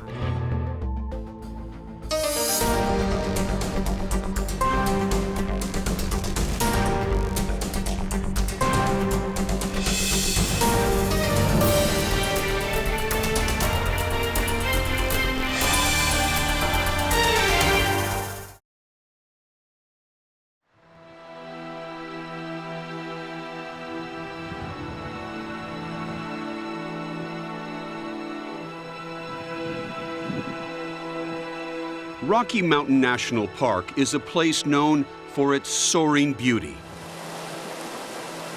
majestic wildlife, and inspiring serenity.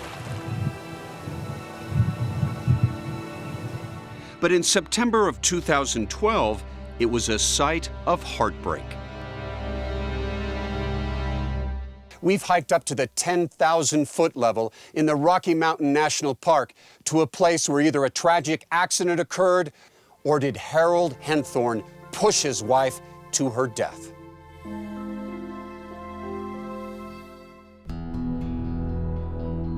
The story of how love might have gone murderously wrong begins with a joyful time. I was extraordinarily happy for my sister. It appeared that she found her true love, and if she was happy, I was happy. Tony, a sophisticated Southern belle, met Harold in 1999. Tony's brother, Barry, was pleased his 37-year-old sister had found the kind of man she was looking for. She experimented with Christian matchmakers, and she met this guy named Harold Henthorn. Her comments were that he was very kind, he was very romantic, he was very smart. Both had lost their first spouse under dramatically different circumstances. Tony's marriage had ended in divorce, while Harold's first wife died in a tragic incident. What did you know about Harold's first wife, Lynn? When we had asked Harold about that, the only response that we had was that she died in a car accident. Barry's wife, Paula, not wanting to upset Harold, didn't want to pry. I thought it was just a bad car wreck and she died. Also, we didn't want to ask him to elaborate. We just took it for face value. He seemed like a good match for Tony. Tony's parents, Bob and Yvonne, had a good feeling when they first met Harold. He said, I was just smitten by Tony. It was easy to be taken with Tony. She was attractive and successful, a prominent eye doctor and surgeon in Jackson, Mississippi. That looks very pretty on you. Nice job. Oh, thank you. Mostly, though, Tony was known for her caring nature. She loved people, and if she could make somebody feel better, she would. And this started early in her life. The middle child with two brothers, Tony was a standout in school. And did you compete academically? Oh yeah, and she smoked me. She did. She's probably the smartest lady I've ever met. No small praise coming from Barry, himself a prominent cardiologist. And Harold seemed accomplished as well. Really nice. Describing himself as a fundraising consultant with his own company. I've worked with nonprofits, whether it be churches, schools, or hospitals. I thought that was an interesting but an odd business at that time, too. A year after meeting, the couple got married in Mississippi. They soon moved to the Denver, Colorado area, where Harold previously lived, and said he had business contacts. Tony joined a local ophthalmology practice, but Tony's strong family ties There's Tony and Harold. would often bring the loving couple It's always good to come back home. back to Mississippi for holidays. It's an exciting year. We love you all, and we want you to come out and visit us in Denver. One thing was missing from their life, a child. And in 2005, Tony and Harold celebrated the birth of their daughter, Haley. I have Daddy and Mommy trained very well. He had his daughter, he had his wife, he had his nice life. Daniel Jarvis was a longtime family friend of Harold's. He seemed like a good husband. It seemed like he provided. He's a very good father. When Daniel decided to move to Colorado, Harold and Tony let him stay with them for several months. And what was it like inside the Henthorne household? Tony went to work in the most mornings. Harold, he worked down in his basement. He would say that he was meeting with a client, going to lunch, or he was traveling. Christmas newsletters painted a picture of a happy family with successful careers for both Tony and Harold. But in 2006, their lives took a terrifying turn. While Barry was demonstrating his new CAT scan machine, he discovered that Harold's arteries were dangerously clogged. Harold was in the throes of the beginnings of a heart attack. Harold was rushed into surgery. Do you believe that you saved Harold's life? I know that I did, and Harold would confirm that. Tony had her own brush with death in 2011. She was injured in an unusual accident at their mountain cabin when a heavy wooden beam fell on her. She said, I saw something on the floor, and if I had not picked it up, it would have killed me instantly. But it hit the back of my neck and fractured a vertebra. And with that, she did lose some sensation in her hands. When I would call Harold, it was like, oh, it's no big deal. I didn't learn about this until much later. And I said, why didn't somebody call me? And she said, Harold didn't call you? And I said, no. By this time, Tony's family says Harold had become a demanding and controlling husband. Even talking with Tony on the phone seemed impossible. Harold would always answer. See, he had the house phone hooked to his cell phone.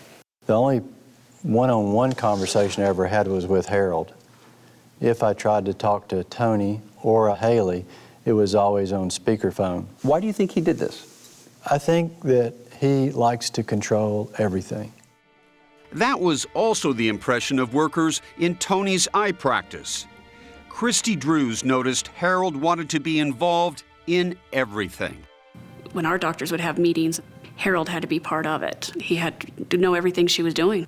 While the staff adored Tony, office manager Tammy Abruscato says their feelings for Harold were quite different. He made us uncomfortable. He was kind of, there was something creepy about him. She was not able to schedule anything outside of her normal schedule without first consulting with Harold. So it was a pleasant surprise when in September of 2012, Harold asked Tammy to help plan a 12th wedding anniversary surprise trip to Rocky Mountain National Park. She gladly obliged, secretly clearing Tony's schedule so she could leave early. The guy was creepy to me, but she was married to him, and if he was going to do something nice, it was kind of exciting. You know, maybe for just a moment I thought, oh, that's kind of cool. Maybe he's not so bad. The entire office got involved. Christy took out her cell phone to record the surprise. Hi. It's the last image. It's the last time anybody who was close to her saw her alive.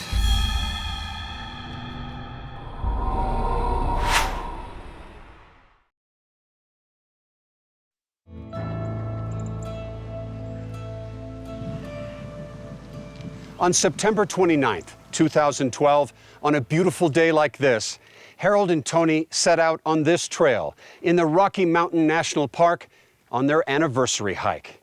About 2 miles up, Harold led them off trail into rough terrain. She had bad knees, so She was not a well person to go hiking, particularly in a rugged terrain. These photos were taken on that anniversary hike, a hike that went terribly wrong, as Barry learned through those text messages from Harold. It says, Barry, urgent, Tony is injured, critical, requested flight for life. And then he texts me back saying that she's gone. Tony had fallen nearly 140 feet to her death.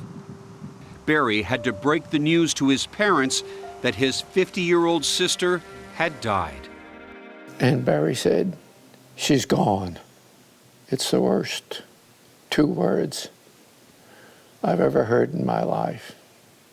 It was like, no, this didn't happen. And for Tony's family, what happened here wasn't adding up. From Tony with her bad knees taking a strenuous hike, to Harold texting Barry during the accident, to the multiple explanations Harold gave about how Tony died.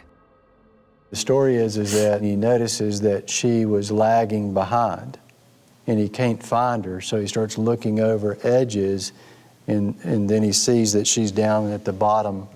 Then, says Barry, that story quickly changed. And he tells me then that he got a text message, and so he has his head down looking at that phone text, and he sees that there's like a little flash, and then Tony's not there. And does that story change? That story changes by the next day.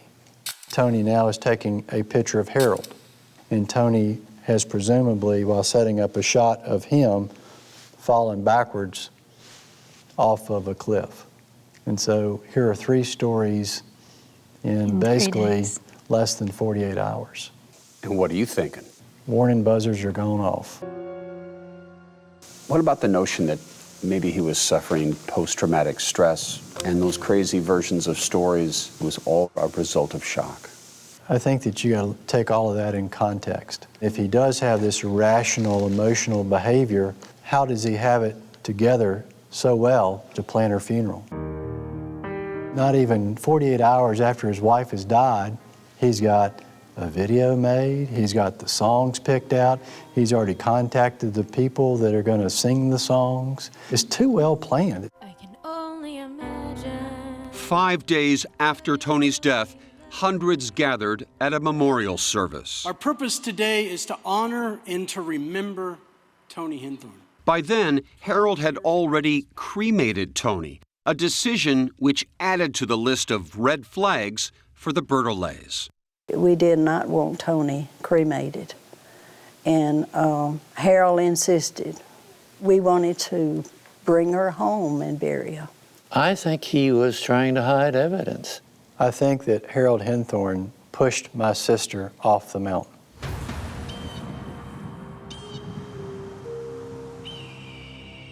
Here you are, grieving her death, which you now believe may have been a murder. And if that's the case, the murderer is sitting right next to you, Yes. right? Correct. Law enforcement, as it does with all deadly falls, was immediately investigating and discovered something that raised suspicions. They found this map inside Harold's Jeep with a hand-drawn X on the spot where Tony fell.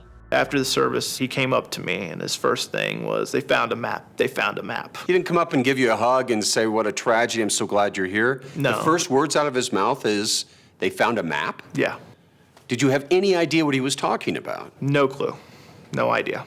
But a few weeks later, Harold brought it up again, explaining to Daniel the map was meant for him to highlight a nice trail.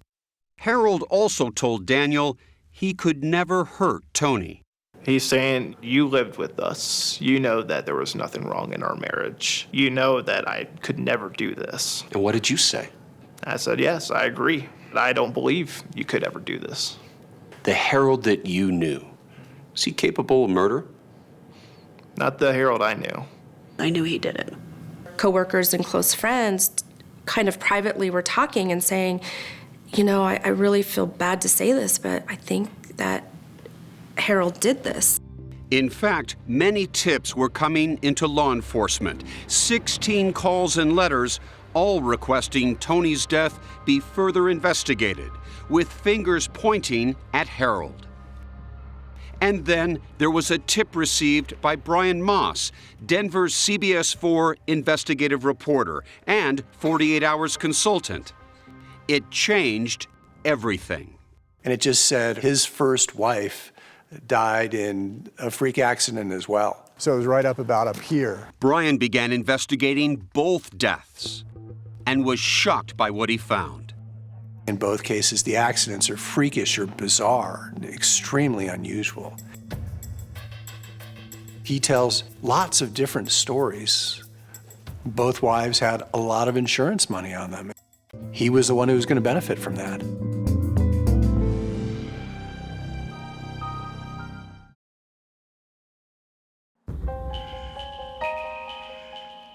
Tony, you say something. Toni Henthorn had a lot of friends. She had a lot of people who loved her and right from the start wanted to see justice. They didn't feel good about what happened. With questions being raised about how Toni Henthorn fell to her death in Rocky Mountain National Park, investigators seen here were retracing her last steps, now focusing on the only witness, her husband, Harold. Remember, his first wife, Lynn, had also died in unusual circumstances in 1995, crushed under their Jeep. She was a great woman. She was awesome in heart and soul. It's so hard to convey the beauty of anyone's spirit. But Lynn was... Truly. She was the real thing. Lynn's siblings, Kevin, Lisan, and Eric, were delighted when their loving sister, a social worker, found Harold to share her life with. He was charming. He was a fun guy to be around. She adored him. Grace Rochelle, Lynn's sister-in-law, remembers how happy Lynn seemed during her 12-year marriage to Harold. She looked at him with very loving, adoring eyes. It was a feeling Grace could understand. He began to be like this wonderful big brother to me. Would you say a loving personality? Oh, incredibly. There were a lot of times as my family began to grow of watching Harold relate to my girls and how engaging he was with them. He and Lynn never forgot a birthday, Christmas. You couldn't ask for, more loving family. But on May 6th, 1995, tragedy struck. We got a call from a paramedic letting us know that there had been an accident. And she was gone, and it was horrible pain. It was horrible. Like, we all came as quick as we could to be there and to comfort Harold. And what did you know about the circumstances of Lynn's death? What were you told? It was just a freak accident. Harold told law enforcement he and Lynn had gone out for dinner and a drive in this remote area called Sedalia. While driving, Harold thought he was getting a flat tire. He pulled off the highway here, onto the shoulder you see right behind me, in the dark, to change the tire. Lynn, he said, was helping out, holding the tire's lug nuts as he removed them. Harold says she dropped one and it went under the vehicle. And at the same time that Lynn went under to retrieve it, Harold says he threw the flat tire in the back, knocking the Jeep off of its jack and onto Lynn. The Lynn that you knew so well, was she the kind of woman who would crawl under a car? Was that her nature? No, it wasn't at all. That's why it did seem odd. Lynn's siblings also thought the accident bizarre, but they too couldn't imagine Harold was involved. This was a man that we vacationed with and spent hundreds of hours with, and we just didn't allow ourselves to go there.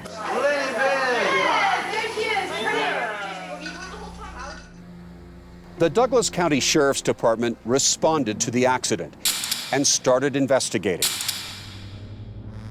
And just like in Tony Henthorn's case 17 years later, Harold told a number of conflicting stories. Reports say Harold told one deputy they were driving back from dinner, told another they were going to dinner. According to one report, Harold said Lynn called out his name after the Jeep fell on her. But he told another investigator that Lynn said, "I think something's on me." Harold told one deputy he pulled Lynn out from underneath that Jeep. He later said that people who stopped to help pulled her out. The sheriff's office investigated Lynn's death for 6 days, then closed the case, calling it an accident, as did the coroner at the time. In the following years, investigators say Harold continued telling various versions of what happened the day Lynn died. One bewildering contradiction after another. The CPR people or the EMTs didn't know what they were doing, and they actually crushed her. That she was killed in an automobile accident, a head-on automobile accident. Not under the car. No. There were lots of conflicts. Laura Thomas became the Douglas County coroner in 2011, 16 years after Lynn's death. A Colorado State trooper for decades, she hadn't known about Lynn's accident until she heard about Tony's tragic fall and learned both women had been married to the same man.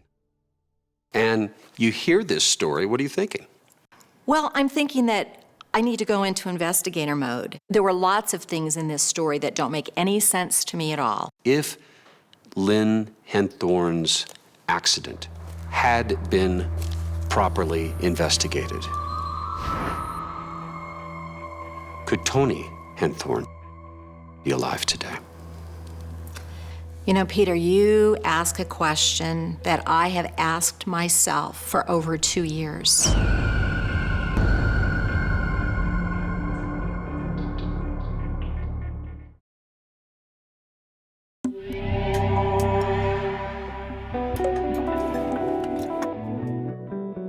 So if I let the air out.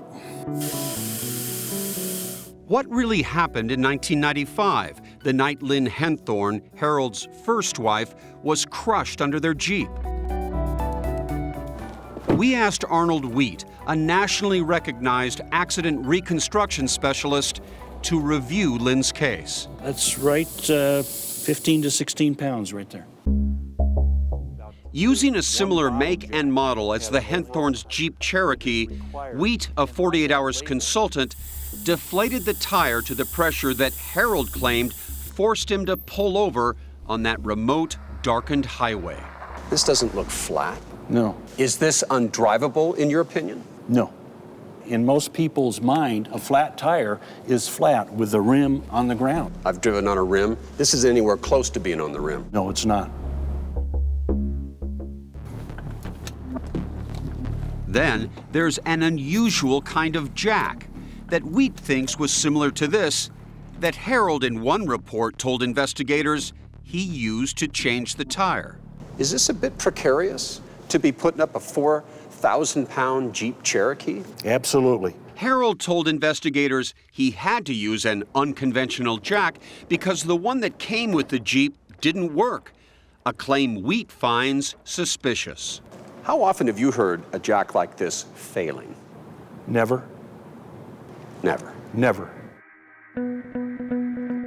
What's worse, says coroner Laura Thomas, is it seems investigators just took Harold's word that the jack was defective.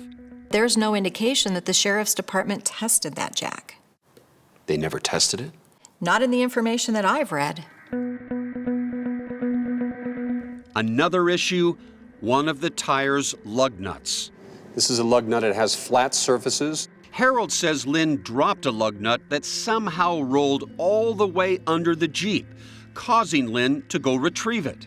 They're on a gravel surface. Lug nuts don't move very far when you drop them on a gravel surface. How that lug nut got underneath there just doesn't make sense.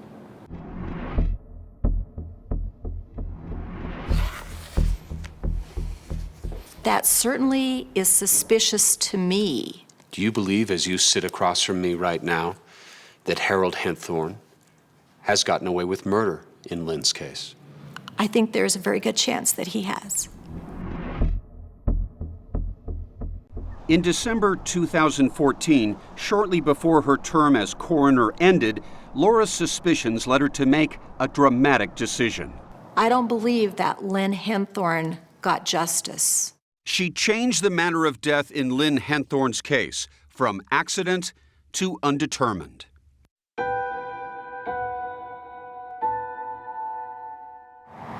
The Douglas County Sheriff's Department also reopened Lynn's case, but has not charged Harold Henthorn with any crime. You say something into the camera.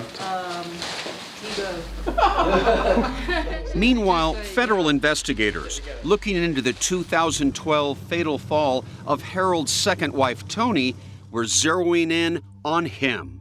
They interviewed Daniel Jarvis, the friend who briefly lived in the Henthorn house.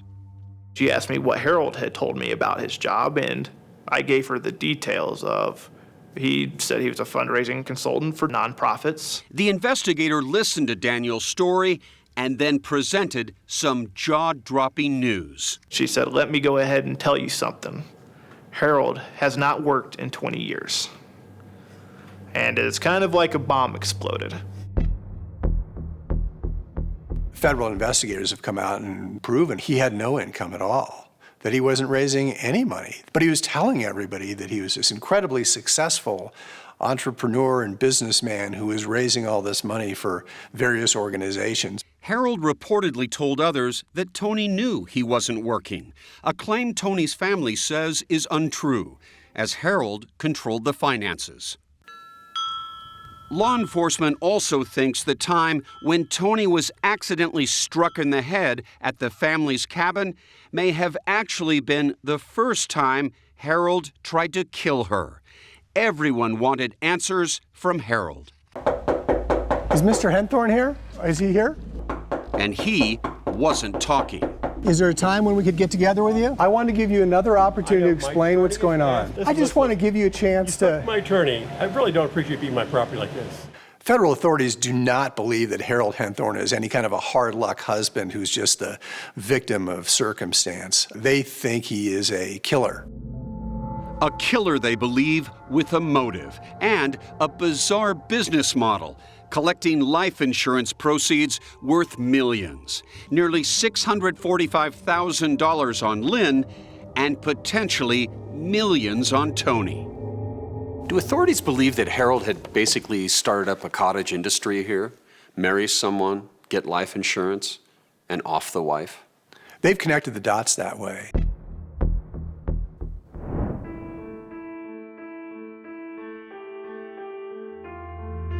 And Grace Rochelle, Harold's ex-sister-in-law, thinks she could have been part of that industry, something she learned when the FBI told her about a secret $400,000 life insurance policy Harold had taken out on her.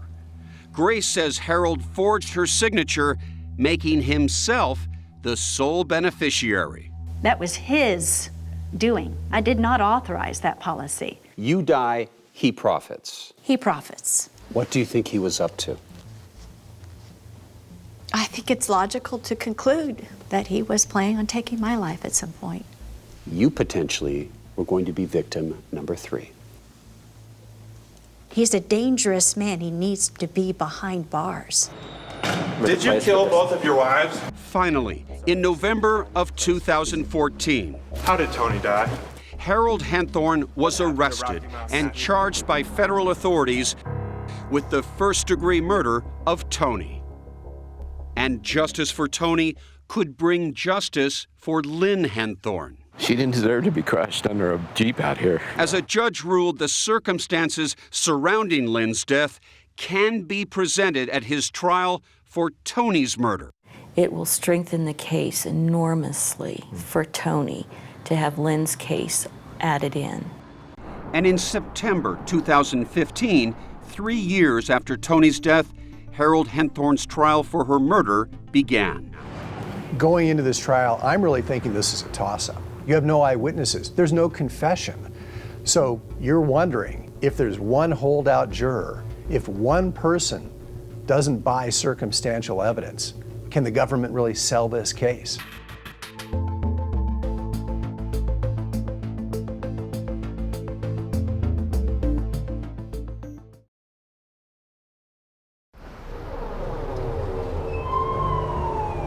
I'm going to step off here, show you the scene in front of the federal courthouse right now. National and local media gathering. They are waiting for the families. There's a lot of interest in Denver and frankly around the world in this trial. They're interested in justice. Because the circumstances are so unusual. A husband whose 2 wives die in these freak accidents.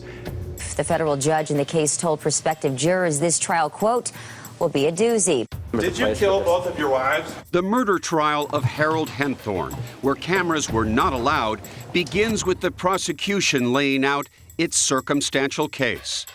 They portray Harold Henthorn as an abject liar who's lied about everything in his life. They say that he stood to make about $4.7 million in life insurance if Tony Henthorn died. See, your mom's doing okay? Precious mommy. Henthorn's defense attorney stands up and says, my client's a very unusual, quirky guy, and he has lied, but that doesn't necessarily make him a killer.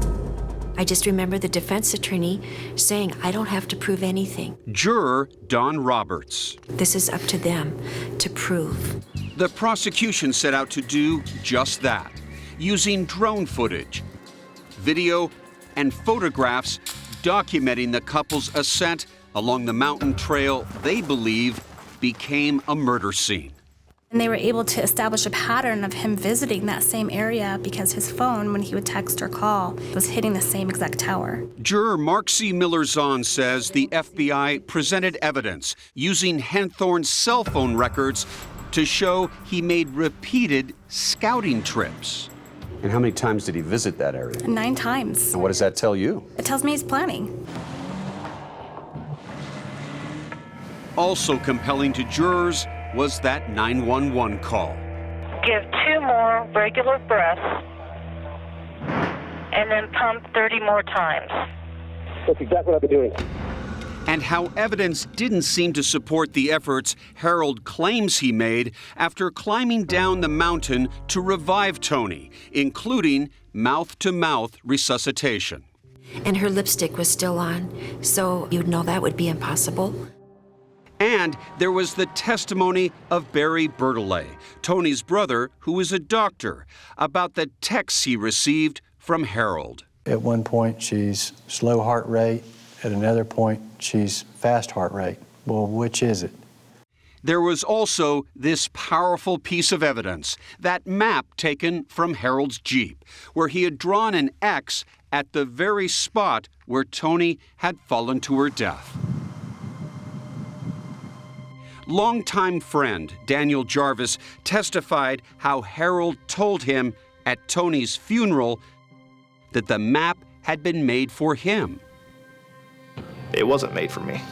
I believe it was made for that time. And he'd put an X on there, so. Yes. So what do you think this all adds up to? I think he planned to go out there and have nobody around. And do what? And push Tony off a cliff. It was like, okay, he's trying to hide something. Juror Jerry Taboda. And trying to get Mr. Jarvis to be on his side of the story. Another point of drama came when the prosecution presented evidence that Harold may have stolen a precious item from his dead wife's body. After Tony Henthorn's fall, they find her wedding ring on her finger. Her hand not severely damaged, but the diamond is missing from the wedding ring. And it's worth about $30,000 according to Harold. And that area was scoured, right? Scoured. Investigators combed through that area. And so it was a real mystery. Where did the diamond go? But 8 months later, an investigator returning to the scene suddenly found the diamond, suspiciously sitting on the ground, in plain sight. During the investigation, Harold Henthorne got a lot of pressure from the FBI about that diamond, and it got to him. The prosecution believes Harold Henthorne put the diamond back. And there was that information allowed about the unusual way Harold's first wife, Lynn, died, crushed under that Jeep. Once we learned more about Lynn's death and the circumstances of her death, then it started coming together for me that there were very many similarities in the two cases. Pattern of behavior. There was only one person these jurors now wanted to hear from, someone they felt had some explaining to do. I wanted to hear from Harold. I would have loved to see him get on the stand and give another account to the jury of what happened that night. Yeah, and it didn't happen. In fact, Harold's defense attorney rested his case without calling a single witness, confident jurors would see Tony's death as an accident. Tony's brother Barry looked over at Harold. What did you see on his face? It was a defiant look. It was like, it was one of these come and get me. And I hope we did. The jury began its deliberation. We're all somewhat anxious and waiting the decision if there's a hung jury. Gathered together for the wait is not just Tony's family, but Lynn's as well. We hope to be able to have a celebratory dinner tonight together. So we're just praying that the jury will come back and get a quick verdict. After 10 hours of deliberation, the jury took a vote. Our foreperson said, "Who's for guilty?" And every hand in the room went up. Every hand? Every hand. Quickly. Harold Henthorne was convicted of first-degree murder. After the trial officially ended, all the years I've been doing this, I've never seen that before. What happens? I went and hugged Yvonne, the mother of Tony, and just whispered in her ear, "No mom should ever go through what you've gone through." She just said, "As one mom to another, I feel your pain." While the verdict means justice for the Bertolays, Barry's mind still wanders back to that time he saved Harold from a certain heart attack. The man he now knows went on to kill his sister. I think as a physician, you have this oath and this obligation to do that.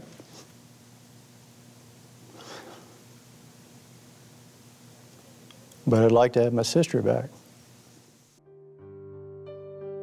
Barry is not alone in regrets. Lynn's family has its own. We grieve for the Bertolays because had we come forward at that time with more suspicions, then maybe Tony would be alive today. One tragic connection they share is the fact that Harold spread Tony and Lynn's ashes 17 years apart at the same spot. And I'm glad that we're here with you, little girl. Oh, no. Now, young Haley Henthorne is the focus of attention. She is slowly learning details about her mother's death. Your mama was about my height, wasn't she? Yeah, she was about 5'4". People in Mississippi don't get to see mountains that much. Barry and Paula worked through the courts to bring Haley as their ward to Mississippi, the place her mother considered home. Where might she end up? Hopefully right there.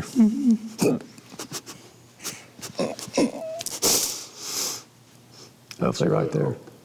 You'd like to adopt her? Yes. Absolutely. We're excited about you coming. And that she can be in a place where she's loved by family and grow up in an environment where everybody knew her mom as intelligent, smart, as a hero. I want her to know who her mom really was. Wow, that's awesome. Good job.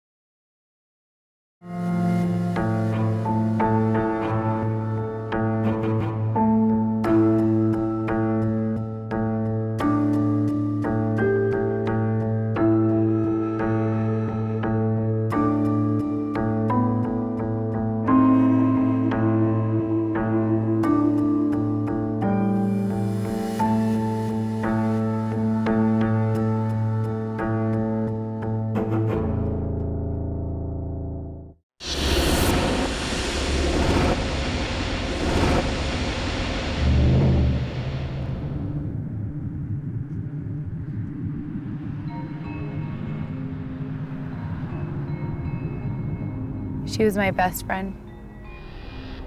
Sometimes she was my only friend. I wish every single day of my life that I could have my mom back. My mom died when I was 11. Some people think it was an accident. Some people think it was a suicide. But I know it was a murder. My stepdad murdered my mom. Faylene is a good person. I have never hurt anybody in my life, ever. 911 emergency. I just got a distress call from a friend of mine. He said that his wife is unconscious. Doug called me very frantic. He just said that he found her in the tub and that she was not responding to him. She's not responding? This wasn't working. I had my hand on the door handle to her bedroom as it was happening. Your mom drowned in her own bathtub. I've been working on this story for a number of years. By all accounts, Faylene Grant is a wonderful woman, very, very close to her family, and especially close to her church. This is something my mom wrote in her journal. I love my family and don't want to leave them. But it is Heavenly Father's will that I leave this mortal sphere to fulfill a mission on the other side of the veil. She also wrote, I must have faith in Doug's vision. He dreams it every night now, that I will get to go to the celestial kingdom. Douglas Grant used organized religion in killing Faylene Grant. The motive in this case is a married man wanting to be with a younger woman. I'm the lucky one. Think what you want to think, that's fine. Have there been other women in his life? Yes, but he's not a murderer. I know that my brother Doug is innocent. I mean, if you saw the volumes of letters that she wrote, her journals, it's bizarre. Here's a woman who has talked to God. God has told her that she's going to die. She did not want to die, but it was Mr. Grant's vision that she would, and she accepted the death sentence that was meted out by her husband. I didn't kill my wife. Never in a million years. This one is a classic. It's got this epic sweep of sex, drugs, and religion, homicide, suicide, or accident. Was there even a murder here? Deadly Prophecy.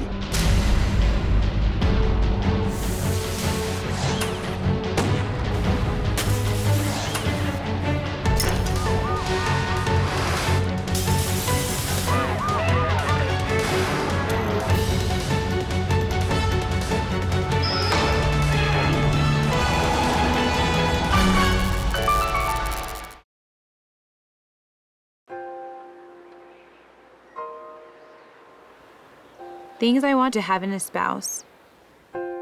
Loves the beauty of the earth. Sunrise, sunset. I will be with you always. Faylene. It sounds very poetic. Watching sunsets, it just made all the difference in the world. But 8 years after Faylene Grant's death, Objection, relevance. her husband, Doug Grant, is fighting for his future. Sir, is that a yes or a no? On trial for her murder. You had visions in church, right? No. So she's a liar. Isn't it true that you were there to snoop? No, absolutely not. You knew he was another woman's husband. Yes, I did. She wanted these letters to be rid of, right? Objection, asked and answered. Sorry, I'm confused. Sorry, confused, and he swears not guilty. I was just yelling, Faylene, Faylene.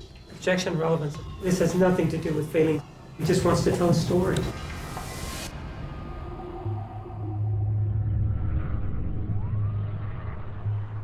Indeed, he does want to tell his story. A story that begins in 1993, the second he laid eyes on a striking 27-year-old single mother named Faylene Eves at his gym near Phoenix. She's a great person. Loved life. Loved her family. Just another day at the office for Doug Grant. Doug is uniquely qualified. At the time, Doug Grant was a 27-year-old divorcee, single dad, There was a lot of confusion in the market. and a rising star in the world of nutrition. Doug, what's the difference of real food and junk food? The carrot is the real food, right? With a growing list of celebrity clients, Barkley the assist. like Charles Barkley and Danny Ainge of the Phoenix Suns. Doug gives good counsel to the players. But what we're trying to do is focus in on their immune system. He remembered Faylene from high school. She'd recently divorced and had 2 kids, Austin and Jenna. My mom was the type of lady you meet and you're like, wow, I want to be friends with her. I came home one day and I had a new CD, and it was that song, Ain't No Mountain High. I grabbed the shampoo bottle, she had like the telephone, and we're jumping up and down on the couch, playing the song over and over again and just singing. That's my mom. Oh, there's Doug and Faylene. At first, Doug's sister Tammy Fuentes says it seemed a perfect match. Faylene is a lot like Doug. Especially since they were both Mormons. She also loved nutrition and helping others. They married just 4 months after their first date. She's a good person and brought out the good in Doug. However, Jenna worried Doug wasn't bringing out the good in her mother. He's the man of the house and she listens to what he says. So there was never any question who was ruling the roost here. It was always Doug. Doug needed to guide Faylene, says Tammy, who was becoming alarmed by her new sister-in-law's mood swings. She was either really up, really happy, or she was really, really sad or depressed, but would never admit she needed help. I would go to their house and she would be in her bedroom with the door locked, and the children would just be there. And I would want to see her and they would say, no, no, don't bother her. She says Faylene spent much time alone, writing in her journal, not uncommon in the Mormon faith, or praying at the temple, sometimes for hours. I do feel it was fanatical. To the point, Tammy says, that by the late 90s, Faylene had lost touch with reality. She said, I've been to the temple, and God has told me that I need to divorce Doug. Tammy remembers Faylene even said God had told her why. Doug had a girlfriend. Faylene had no proof of an affair, but God's word was enough. She filed for divorce. He was devastated. He is truly a family man. She thought you were having an affair. Yes. Was that true? Not at the time. Maybe not right then, but Doug had had affairs, including one with a Louisiana beauty queen. And then in 2000, in the midst of his divorce, along came more temptation. Vibrant, bubbly, great person for the job. And a great person to later feature in his promotional materials. Real yogurts are a fun and healthy snack. A new receptionist and fellow Mormon, Hillary DeWitt, age 19. Doug Grant fell hard. I became romantically involved with Hillary right at the divorce of Faylene. Not before. Oh, no. In fact, after his divorce from Faylene, Doug says he had cleaned up his act, gone through church counseling, and planned to marry Hillary. I don't know that I can express my love, my devotion. I'm in awe of him, to be honest. In August of 2001, though, those plans hit a snag. A big snag. Faylene had had revelation in the temple from God that she needed to put her family back together.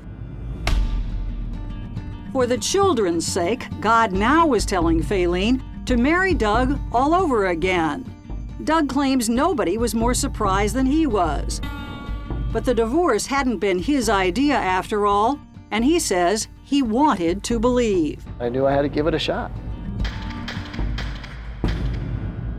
You certainly did a 180 on this, didn't you? You ended up not only marrying again, but marrying the person that you had divorced. I have the chance to be able to try to make things right and get back with her. Absolutely. To celebrate their new beginning, the Grants vacationed here in the Timpanogos National Park in Utah. And Doug says they were hiking on September 24th, 2001. According to him, when Faylene reached roughly this spot, she had some sort of vision. She saw something off in the distance. So what did she do? Incredibly, she climbed over this rock wall down to that tiny ledge to get a better view. According to Doug, this picture was taken just seconds before disaster struck. She looked up and she could kind of see the image of Jesus in the clouds and said, "Come out here." So I start going over that wall to go out there, and she fell. It was a 60-foot drop. Doug Grant says he was sure his wife was dead. I yelled, I screamed, and she said, "Shut up." I mean, that was her exact words, "Shut up." So you knew she was okay? I knew she was alive. Doug took Faylene to a nearby hospital, very banged up, but alive. Given how far she supposedly fell, that makes no sense at all to Chief Ranger Michael Gossi. The height of that fall, the jaggedness of the rocks below, a fall of that serious nature, a person would have some severe injuries from. She definitely thought she was going to die young, but it was an accident. It was an accident. But as Doug's sister Tammy was about to discover, it may have been no accident at all. You have no idea that you're going to find what you find. No.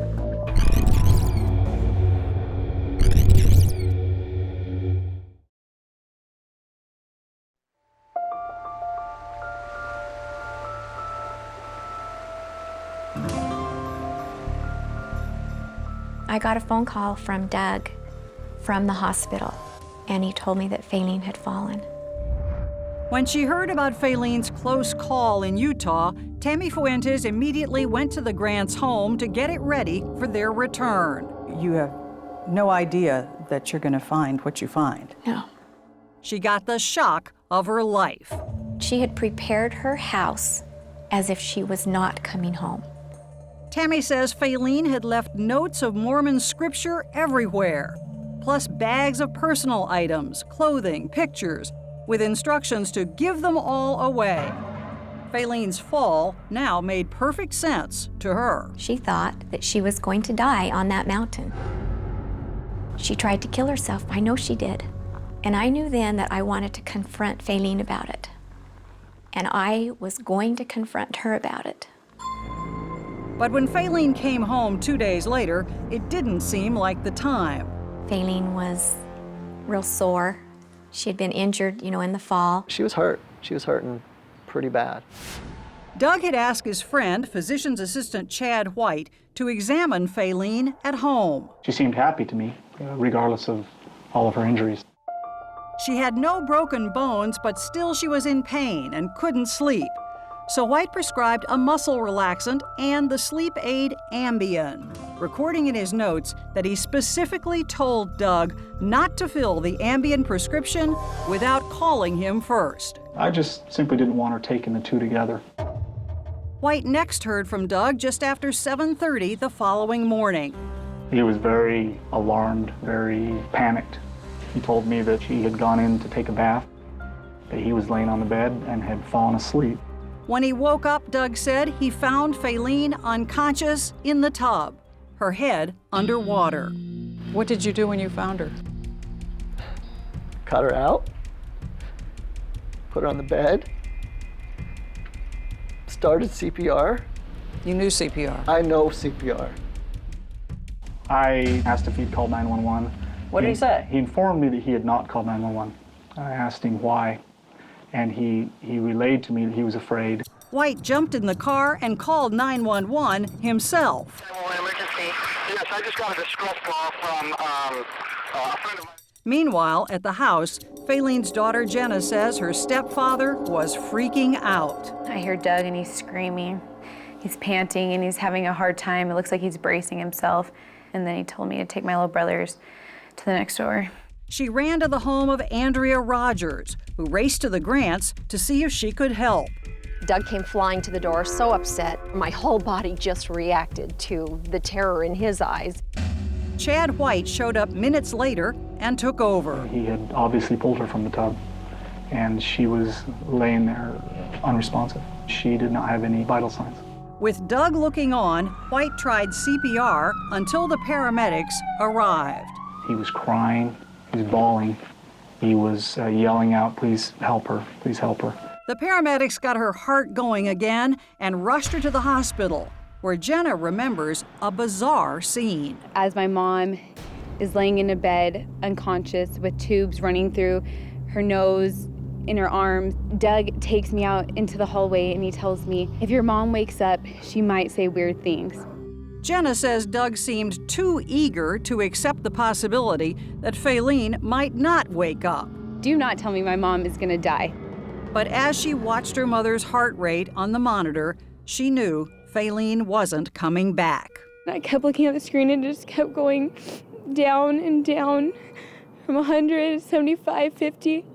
And then I realized what was happening. She was dying. Soon, doctors said brain activity had ceased, and Doug authorized taking her off life support. At 4:37 p.m. on September 27, 2001, Faylene Grant was pronounced dead. Official cause, drowning. But tests showed a whopping 50 milligrams of Ambien in her system. Clearly, Doug had ignored Chad White's orders. You didn't call him when you chose to fill the prescription. I didn't feel I needed to call to fill the prescription. Still, investigators seemed unconcerned. In this bathroom and out here in Faylene's bedroom, they shot just 5 photos.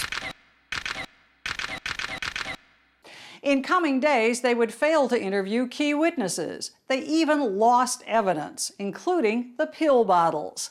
Then again, they had ruled this death an accident the very day Faylene was found. Faylene's family was upset. It took months of pressure from them before police started taking a closer look at Doug Grant. And that's when Detective Cy Ray got the case. I felt there was a lot of unanswered questions. So I primarily focused on just trying to answer some of the real basic questions. The first thing we looked at that helped us do that was the phone records. Ray found a slew of calls from the months before Faylene died between Doug's phones and Hillary DeWitt's. Prosecutor Juan Martinez says authorities became even more intrigued at reports that Doug and Hillary had met in a park only hours after Faylene's death. When he saw her, he grabbed her around the hip area, pulled her towards him and said, "Ooh, I missed these." That scenario is chilling. Well, it is chilling, and it isn't a scenario, it's something that happened. Hillary admitted meeting Doug in the park, but she wasn't sure when and she adamantly denied any conversation about her hips. But nobody denies what happened a few weeks later. We got married soon. You got married really soon. Absolutely. In fact, less than a month after Fayleen's death, Doug and Hillary became man and wife. I know how people feel about us getting married so quick. I don't care what people perceive about me. I am who I am, and that's my life. Doug and Hillary had started a new life, but Cy Ray had no intention of moving on. I had a lot of concerns about the way he reported things happening, just some real common sense things that I felt just didn't quite fit in. Chief among them, Ray says he just couldn't get over that Doug never had called 911. I know with every fiber of my being that I called them. You called 911? I called 911? 911. Phoenix area records show no such call. Still, Ray didn't have enough for an arrest until the sudden appearance of a new witness, a reluctant witness. I didn't want to get involved because I knew what was going to happen once my name hit the papers. Caught on tape with a story about what Doug Grant told him really happened the day Fayleen died. It's the missing piece of evidence that we're looking for.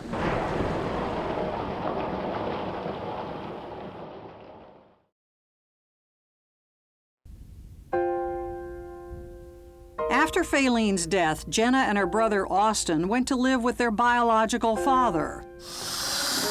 While Doug, that good? And his new wife Hillary settled into life with a blended family. 4 children from various marriages, including a daughter of their own. Nevaeh, try to land your front flip. Nevaeh. There you go. That's heaven spelled backwards. Oh, look at that one. Despite such wholesome appearances, Detective Cy Ray remained convinced Doug Grant was a killer, but nothing really jumped out and said this is what happened. She's right here. Fayleen's sisters always suspected it was Doug. He didn't call 911. He didn't call 911. He married Hillary 3 weeks later. 3 years passed. Then one day, Fayleen's sister Shirlene called Ray with explosive news. An old friend of Doug's was claiming Doug had confessed to killing Fayleen.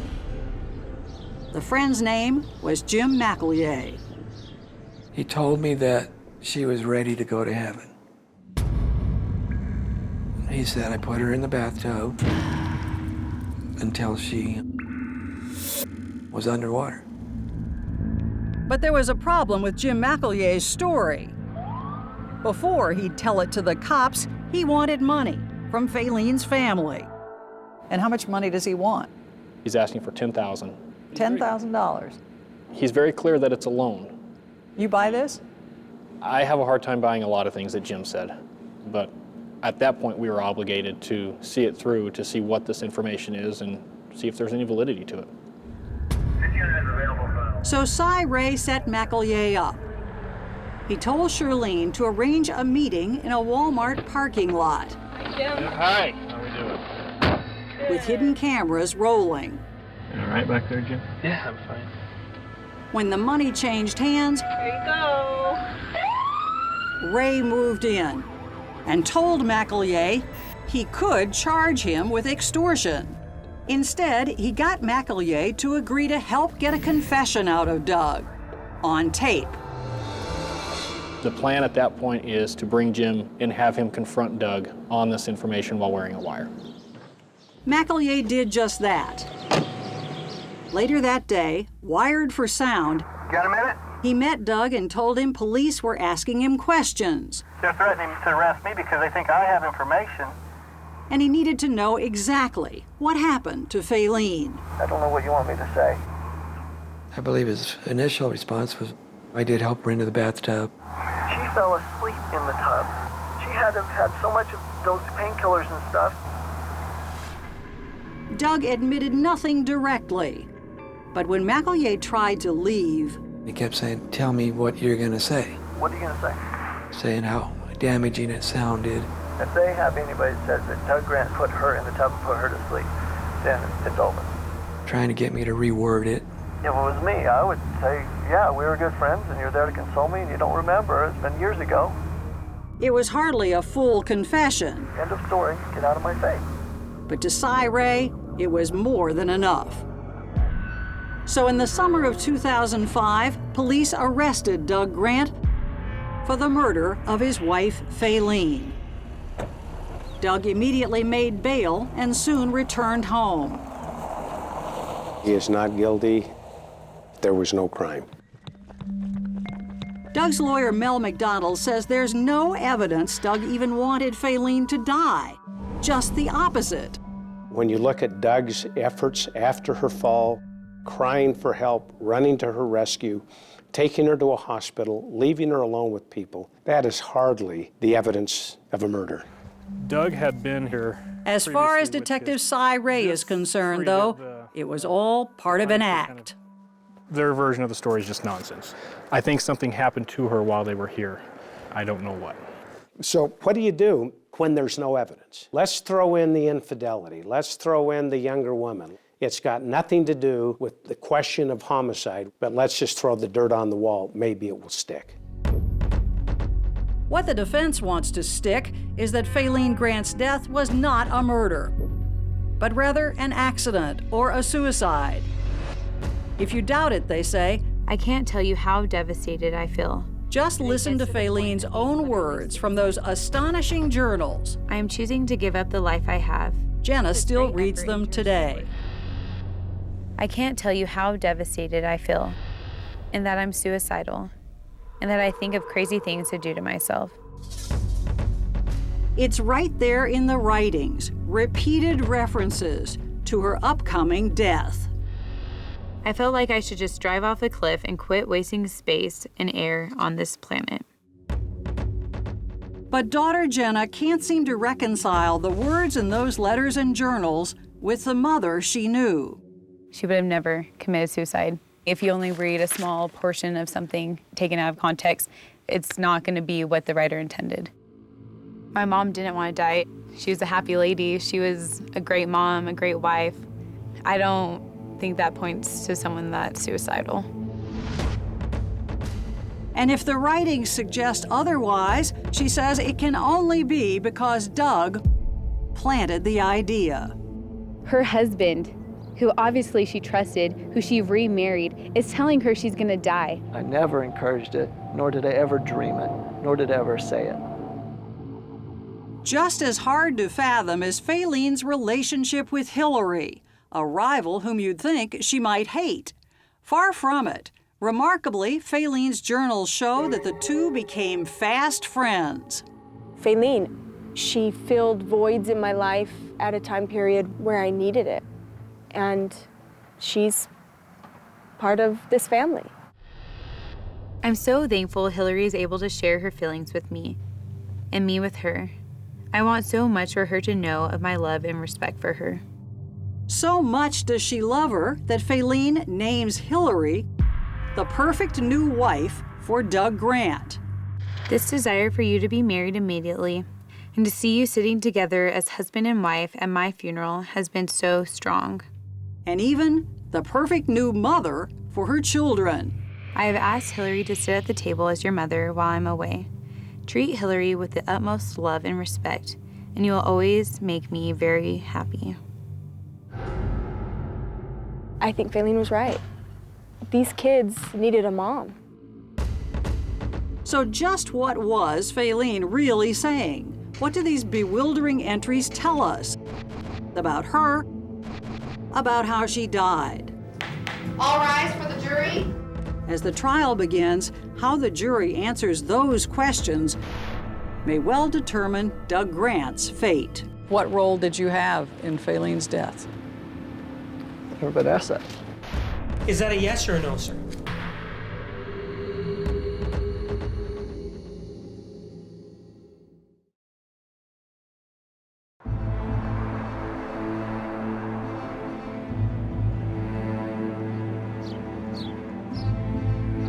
All rise for the jury. On day one of Doug Grant's trial for first-degree murder, Please be seated, everyone. prosecutor Juan Martinez highlights what he says was Doug's heartless manipulation of his wife. He's telling her that he's had visions, that she's going to die. He will try to convince the jury that Doug's obsessive communications with Hillary, Then at 12:13, a 16-minute call. Then at 12:50, a 12-minute call. and his failure to make the call that counted most, Doesn't call 911. reveal a plot to kill the woman he'd married twice so he could marry the woman he really loved. He had told Hillary that they were going to be together and that they were going to be married. But defense lawyer Mel McDonald argues, however Faylene died, Doug didn't kill her. She writes, I am choosing to give up the life I have that is perfectly the way I want it. She is choosing, ladies and gentlemen, to give up her life.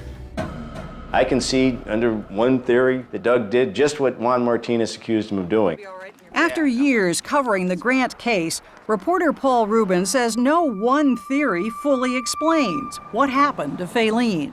I also can see it being a terrible, tragic accident. And I also can see suicide. But if this was murder, what was the motive? Money? Well, Faylene did have a hefty new life insurance policy, but it hadn't kicked in yet. If Doug were after the money, why wouldn't he wait? As for love, even if Doug desperately wanted to marry Hillary, he didn't have to kill Faylene to do it. They could have simply divorced. After all, they'd already done it once. Mr. Martinez, the statement calls first witness. Prosecutor Martinez ignores the motive question for now, beginning with his star witness, Faylene's daughter, Jenna, who remembers being unable to get into the bedroom that horrible morning. I grabbed the door handle, jiggled it, and it was locked. The bedroom door was locked, says Prosecutor Martinez, because a killer was at work on the other side. The locked door is a crucial point, and curiously, something Jenna never once mentioned in 2 interviews with police. I didn't want to talk about it. I didn't want to think about it, but it's part of the story. She was 11 at the time. She was. That doesn't mean she doesn't remember exactly what happened. Grant, step right up here. I'll have you sworn. I was definitely still in love with Doug, absolutely. Later, Martinez tries to get Hillary to admit she knows more than she's letting on. You knew that if she died, there would be a chance for you and the man that you loved, right? Mr. Martinez, that is... Yes or no? No. Your case certainly wasn't hurt by being able to paint this guy as a really sleazy womanizer. I didn't paint the defendant as a sleazy womanizer. That's what the facts showed. Exhibit A, he says, are the phone records. Hundreds of calls from Doug's phones to Hillary's. But Doug's lawyer claims that many of them weren't made by Doug at all. It was Faylene that was making the calls. Remember, the defense says the 2 women were friends. The contacts that were going on during this period of time was Faylene preparing Hillary to take her place. State calls Arceus Mosley. Doug's case gets another boost when prosecutor Juan Martinez calls the medical examiner. I have no evidence to support this being a homicide. Just as the defense has claimed all along, there was no crime. Also helping the defense, Raise your right hand. Cy Ray, who spearheaded the case against Doug Grant, has to admit that on many important points, there's also no evidence. Where's the sheets? We do not have the sheets. Where were the pill containers found? We don't know. Where's her underclothing? I don't know. Detective, the evidence at the scene is gone, isn't it? No. Not all of the evidence at the scene is gone. As for the Ambien, when, how, and how much Faylene took, a toxicologist says the evidence is totally inconclusive. We just don't know. As the months drag on and the defense picks up steam, which is your home? Prosecutor Martinez voices objections. Objection, non-responsive. Over. Objection, leading speculative. And over. Objection, leading and hearsay. And over. Objection, leading. Sustained. You objected, by our count, more than 100 times one day. Objection, leading. Sustained. Non-leading questions, please, Mr. McDonald. I assume that's part of the tactic. No, it was not a tactic to throw him off his game. 100 times in a day? 200 if necessary. In closing arguments, Martinez outdoes himself with another carefully calculated move, finally spelling out exactly what the state thinks Doug Grant did to Faylene. It's a stunner. What he did is he dragged her over there, and then he placed her head inside the tub and began to hold her down. Faylene never was actually in the bathtub, he says. Her injuries and water stains at the scene prove it. There is no doubt that Douglas Grant killed Faylene Grant. But just in case the jurors don't buy that, Martinez reminds them they still can punish Doug without convicting him of first-degree murder. There are lesser included offenses, second-degree murder and manslaughter. Doug Grant doesn't testify, and his lawyer bids the jury a fond, if unorthodox, farewell. Thank you so much for your commitment and your time. And may God bless you. It's been a privilege. God bless you. It's not pandering. I will be devastated if this is not an acquittal. And he is not the only one. Every time the phone rings, wondering if it's the last time you're going to see your family, in person. And it's real tough. This is our life, and I believe with every fiber of my being, Doug will continue it with us. This is a case that took on a life of its own. It's an unlikely arrest, followed by an unlikely prosecution, followed by, we'll see.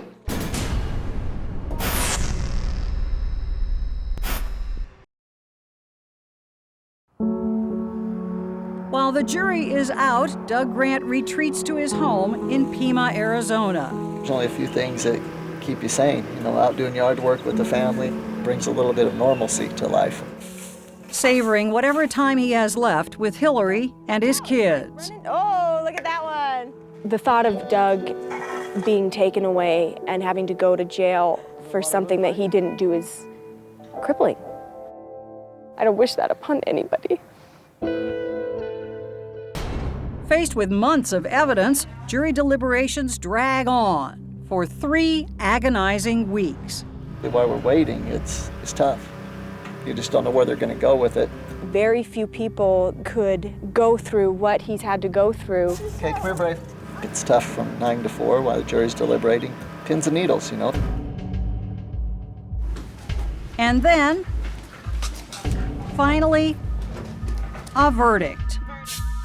We, the jury, do find the defendant, Douglas D. Grant, as to count 1, first-degree murder, unable to agree.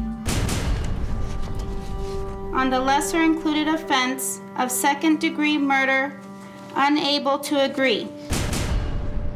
On the lesser included offense of manslaughter, guilty. Guilty, but only of manslaughter, the least serious charge Doug faced. Doug Grant was taken out of the courtroom in handcuffs. It's a hollow victory for the state and for Faylene's family. I'm glad it's over and that we can go on. A crushing blow for Doug and the defense. Probably the most devastating result in any case I've ever tried. Jurors say though they thought Doug did something, they just couldn't agree that it was murder. Nothing was proven, but it was just a gut feeling. So they compromised. Manslaughter was a fallback. Despite their strong feelings about the man on trial. We thought he was pretty much a scumbag. How have you managed to hold it together all this time, Hillary? It's easy when you know he's innocent. Doug's supporters aren't giving up. Manslaughter means he could face up to 12.5 years in prison.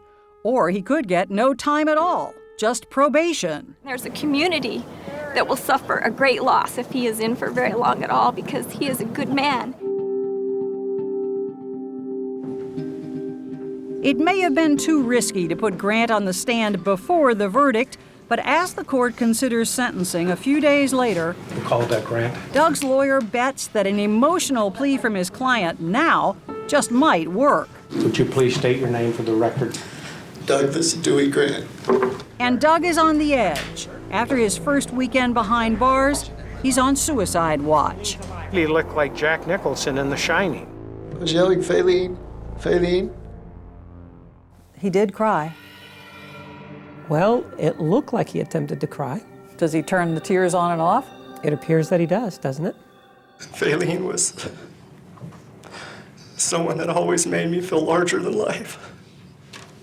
Faylene's family takes the stand to argue for the longest sentence possible. All that I have left is memories because he took her from me. The usually stoic Hillary now pleads with the judge not to take Doug from her. If Doug received probation, he would still be allowed to pay a debt to society and continue to provide for us as his family. Doug and Faylene's own sons, Marley, 12, I'm here because I know my dad is innocent. I want my dad back home. and Braven, 11, I miss my mom, tell the judge that losing one parent is enough. but taking my dad away isn't going to bring her back. The appeals seem to hit home. It's a judgment sentence of the court, the defendant be in prison for the presumptive term of 5 years. 5 years. With good behavior, Doug Grant will be out in 3. The prosecutor puts on a brave face. Justice, I believe, was served. It took a while, but we finally got there. Where do you go from here? What do you do? On with my family. Hillary is loyal to the end, saying it's just what her dear friend Faylene would have wanted. They're always going to mourn the death of their mother, always. This is what she would want. I mean, that's just how I feel. Jenna has trouble accepting the verdict, let alone the sentence. A man took away someone else's life, and he's going to be in prison half a decade. You're telling me that's justice? But she vows not to let the past destroy her future. I'm going to be okay. I've been okay the past 7 or 8 years. And she takes comfort in Faylene's journals. This will be such a blessing as I go into the next world. In those haunting reflections, not just about dying, but also about living life with zest every day, which is how she wants to remember her mother. Love means never having to say goodbye. I will be with you always. I love you, Faylene.